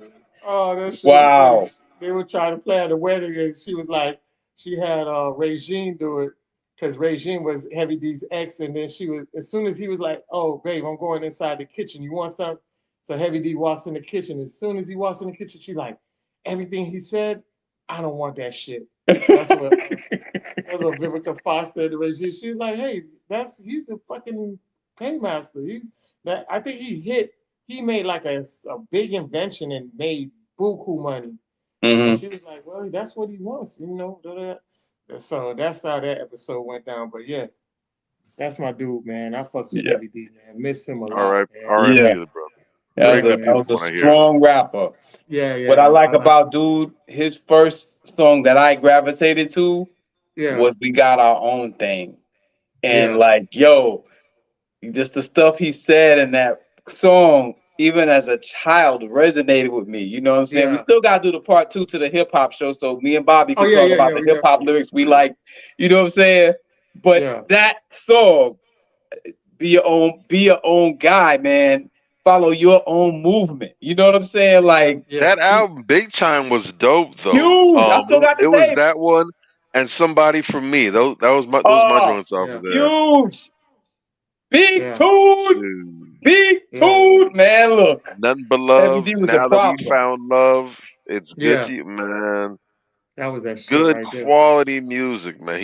Yeah, And I don't man. I like that miss he them doesn't get days. talked about enough, man. Because I mean, he got Those some two. airplay when he passed away, but Heavy D and the Boys really were very influential. Yes, they They were. Yes, really were very well respected too. Big yeah. producer That too, by the way.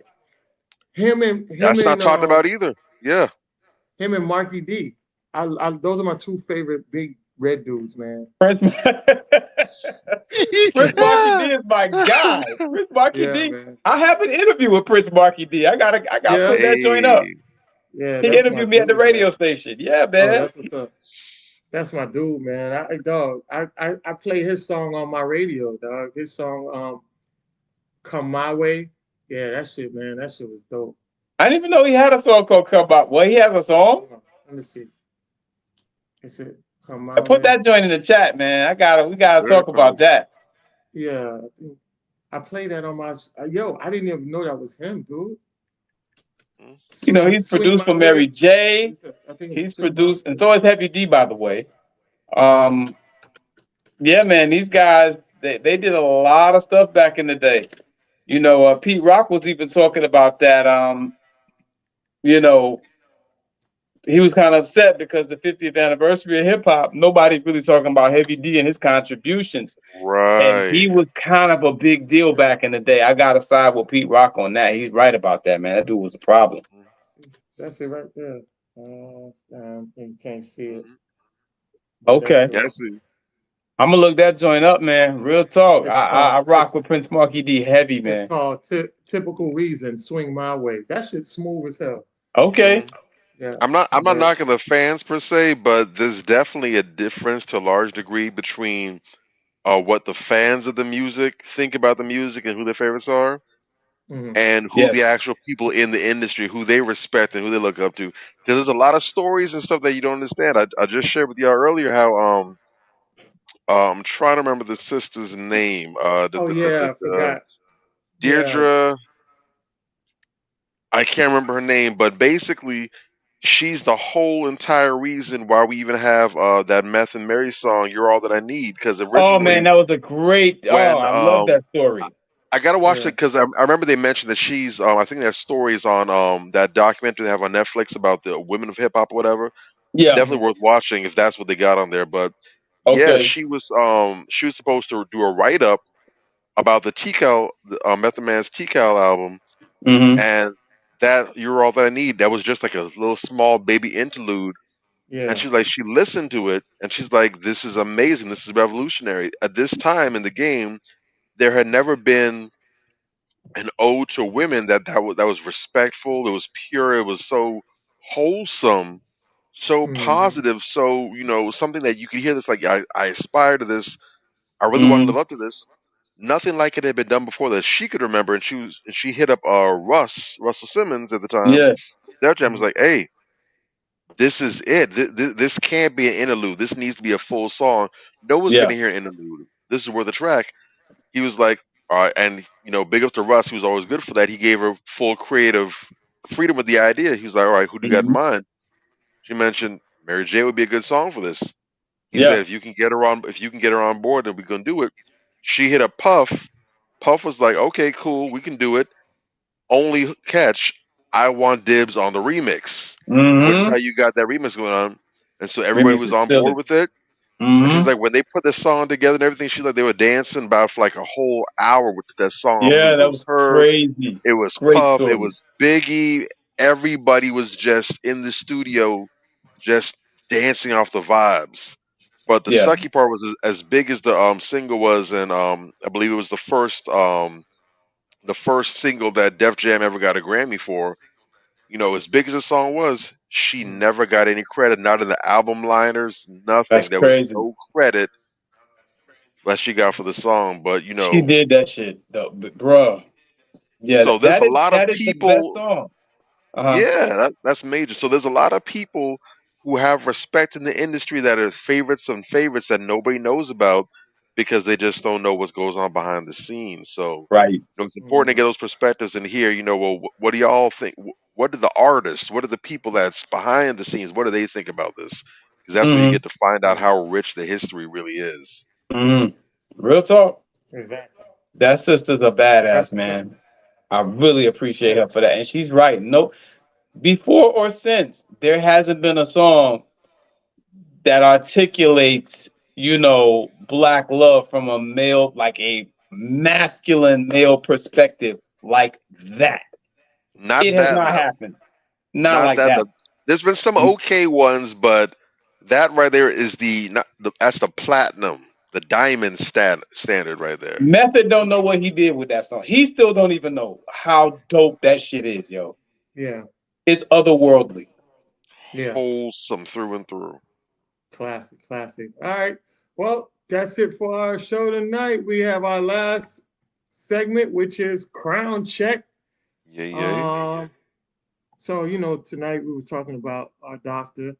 So somebody that is pretty much has done some work in the medical field, very political activist. Let's see if you guys know who that is. No, I You don't don't. know who that Looks is? No? familiar. You said she's an activist? Yeah.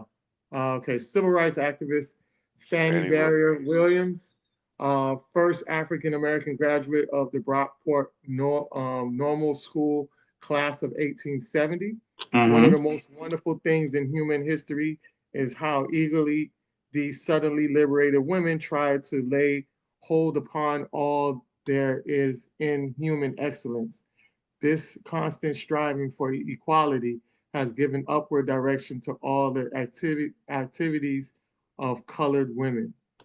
All right, and that is Frances Fannie Barrier Williams, uh, born February 12, 1855 to March 4th, 1944, was an African American educator, civil rights, and a women's rights activist, and the first Black woman to gain membership to Chicago's Women's Club.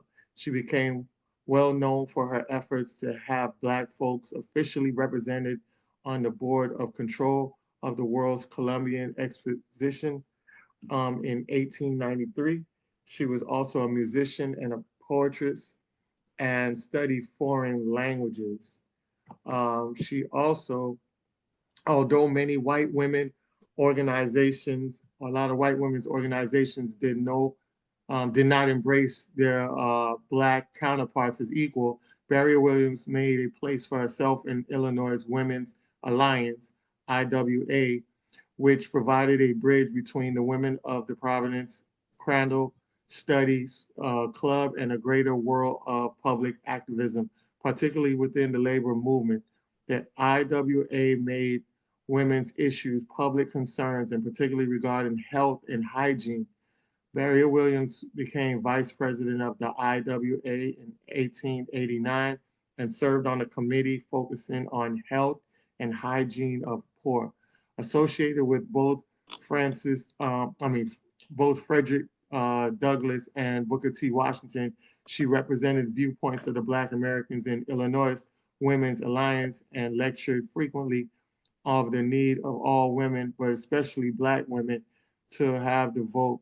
Her women's rights was recognized when she was the only Black American selected to utilize Susan B. Anthony on at 1807 National American Women's Suffrage Association Convention.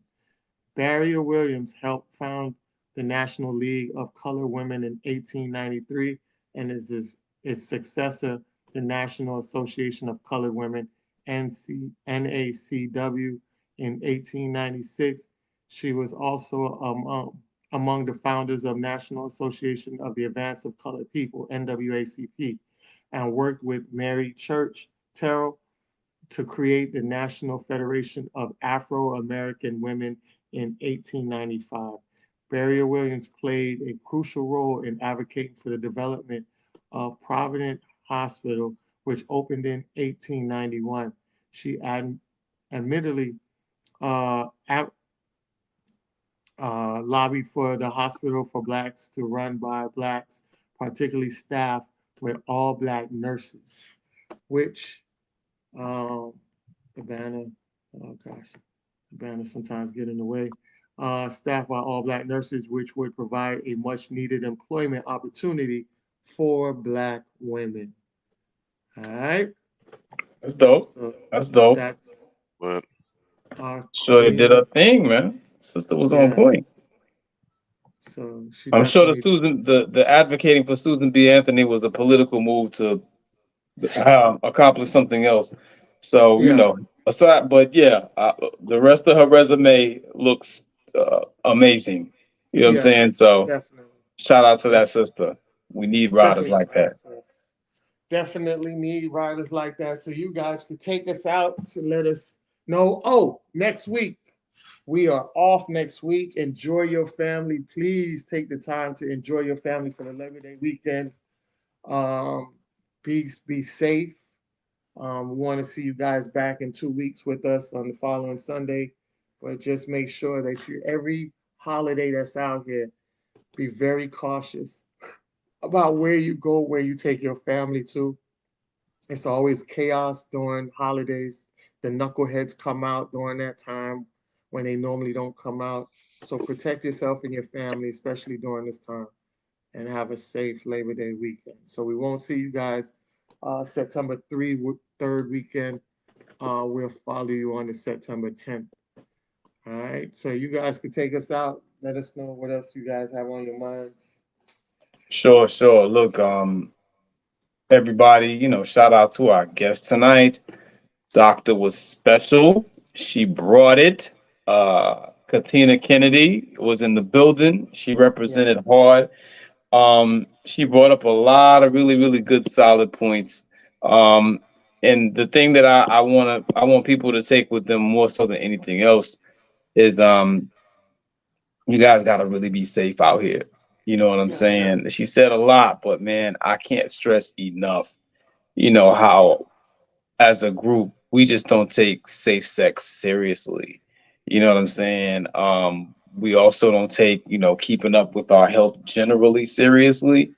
But being that she was here in part to discuss sex and have some real live, adult conversation and do it in a respectful way, that's something that not a lot of people are really able to do. Yeah. So I want to salute her for that, and I want to thank her for pointing out certain things. You know, just her presence was really felt tonight, and it was a necessary conversation. As always, we don't waste words here. We get Yeah. down. We talk about things in depth, and we provide a really really helpful analysis. I would like to think, and people in the audience always tell us that we do. So everybody ain't lying. You know what I mean? So yeah, there's that. Like Ant said, be very careful on your Labor Day weekend. It's going to get crazy out here, as it always does, especially down here in South Florida. Mhm. We want to see everybody come back, um, just like they left here today after Labor Day weekend. Um, you know, Generally speaking, though, as a people, as a group, you know, I just want to address the seriousness. Ant kind of went off on a tangent there a little earlier. He was talking about some of the problems that we face and how in the future we're not going to have access to some of the resources that we have currently, and we're going to need to get more in the process of nation building. We need to really get more in survival mode as a people. And that is extraordinarily important. I really want everybody here to go back and listen to that again. That part of the show was really, really valuable. You know, um, we don't know how to do much of anything. Tariq Nasheed often talks about on his show, what if all the white folks just died off? Mm-hmm. What would we do? How would we survive? Who would treat the water to make the water suitable to drink? You know what I mean? Who would grow the food? How would we, how we get on our agricultural game, to be able to feed an entire nation of people? We don't know how to do any of that. And it's a very serious thing. AI, people, feel a way about AI, whatever, and they should. AI is a very dangerous technology. And AI will be replacing a lot of jobs. You know what I mean? And we need to start thinking along the lines of that and preparing ourselves. We need to sharpen our skills. We need to learn more practical everyday life skills, and we need to start applying them. Because at the end of the day, like Bobby Drake said, when everybody else catches the cold, we got pneumonia. It's always worse in our community because we are so ill equipped, because we're living under the thumb of white supremacy. It's by design that we're ill equipped to be able to handle things, but we have to be the ones to push back against that. We have to make ourselves better, is the bottom line. And I'll land my plane there. Absolutely. So yeah, just to recap from what Dr. K had to share, fellas, make sure that you are very active and proactive. I take that back. Not active. Active is too late. Make sure that we're proactive about those big three: your blood pressure, your blood sugar, and your cholesterol. Mm-hmm. Moment of transparency. I had a spell where, due to work and some other changes that I was going through for a period of a few years, I basically was unable to properly work out as I used to. I was coming from my days after college. I was a regular 4 to 5 day a week exerciser. I get in about 2 hours or so in the gym faithfully. I was in great shape. And then some circumstances hit me where basically my whole life revolved around going to work, being Hmm. in school, and then coming back to work. And then once I got out of school again, my work had me basically from not even sun up to sundown, from sundown to sundown. I was waking up at the crack of dawn to get to work. By the time I got back, it was nighttime again. So I was in a period where basically all my free time was really spent working or studying or sleeping, and I had no real time to properly work out. So the several years I spent with great fitness and great health, it bought me a lot of leeway. But once I started creeping into year three, year four, Hmm. that lack of activity and poor eating, because once my fitness game fell off, my eating game fell off as well too. Started catching up with me. I was able to make Well, some life changes where I was able to lighten my load, putting that sacrifice, and I'm much better now. I'm good now for the most part. Once I started seeing my doctor again, found out, hey, you're not there, but you're at the very early, took one step into the pre-diabetes realm. hmm. One step. Now, I heard that and I didn't tune my ears out. I didn't block my ears, but I don't want to hear you. I don't want to go hear bad news, which a lot of us suffer from. We don't like to talk about the hard subjects. We don't like to talk about death. We don't like to talk about illness and health. We don't like to talk about, our preferences with sex or whatever, all those different things. These difficult consequences we shy away from, but that are important to our quality of life and even our quantity of life. We Mm-hmm. got to have those. Yeah. So I talked to my doctor and was like, okay, well, you know what? Let's be proactive. We're here now. What can we do to reverse this? And so, shoot, we went ahead, got us in the plan, and everything. So I'm taking all the steps necessary to get myself back to good and beyond. So I got blood work I got to do coming this week. I'm gonna go ahead and go by the doctor's office. We're gonna talk this out. We're gonna see how we've been doing. We've been implementing some things, but made a lot of life changes. So we're gonna see just what the difference is from the beginning of the year to now. We're gonna see how we progressed. If it's been a lot, if it's been little, have we gone backwards? And Mm-hmm. we're gonna take all the steps we can so I can have Bobby Drake 3.0, 4.0, 5.0. There you go. So I'm mid 30s now, and I am no longer content. That's one of the things I said once I started getting back in the gym, once I got back active. I am no longer interested in going back to where I was before I had to take my hiatus. I don't want to go back to Bobby Drake 2.0. Mm-hmm. I'm older, but I want to go to Bobby Drake 3.0, 4.0, Right. 5.0. I want to be 70, 80 years old, and I'm able to get on the floor and play with my grandkids, my No great doubt. grandkids. I like that. Because I know a lot of older people, they need assistance getting up. They can't even do basic things because of the mobility. I want to be in better shape than those who are half my age, a quarter my age. That's my goal. That's my dream for myself.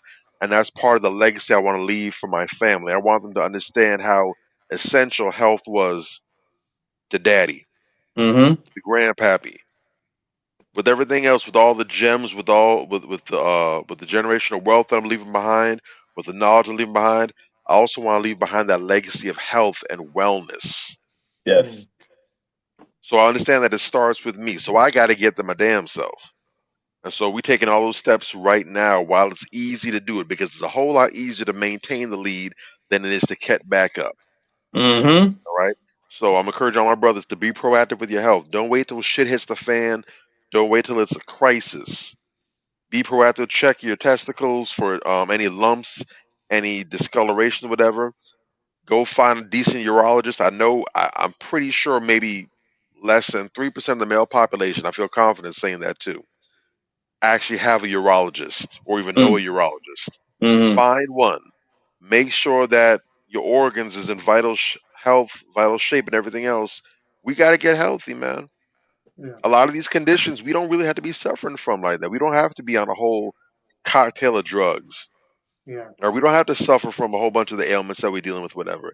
It doesn't have to happen. And we don't have to pass these on to our children, because we understand that some of these things become genetic after a period of time.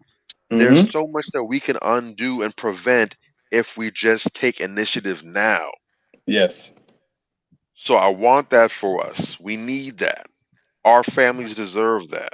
All right. So go ahead, get serious, get healthy, get in front of it. Not even an ounce, a drop of prevention today is worth a metric ton of cure tomorrow.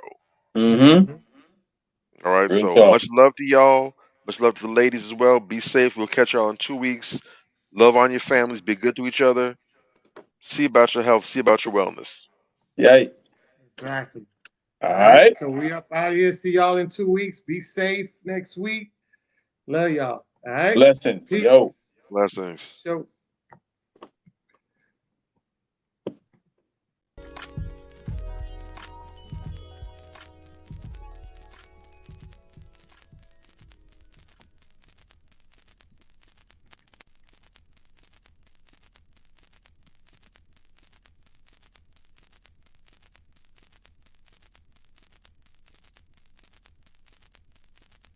On the album, we do things like songs that are a little, what we call sexy. You can see from the title, it's more of a love album.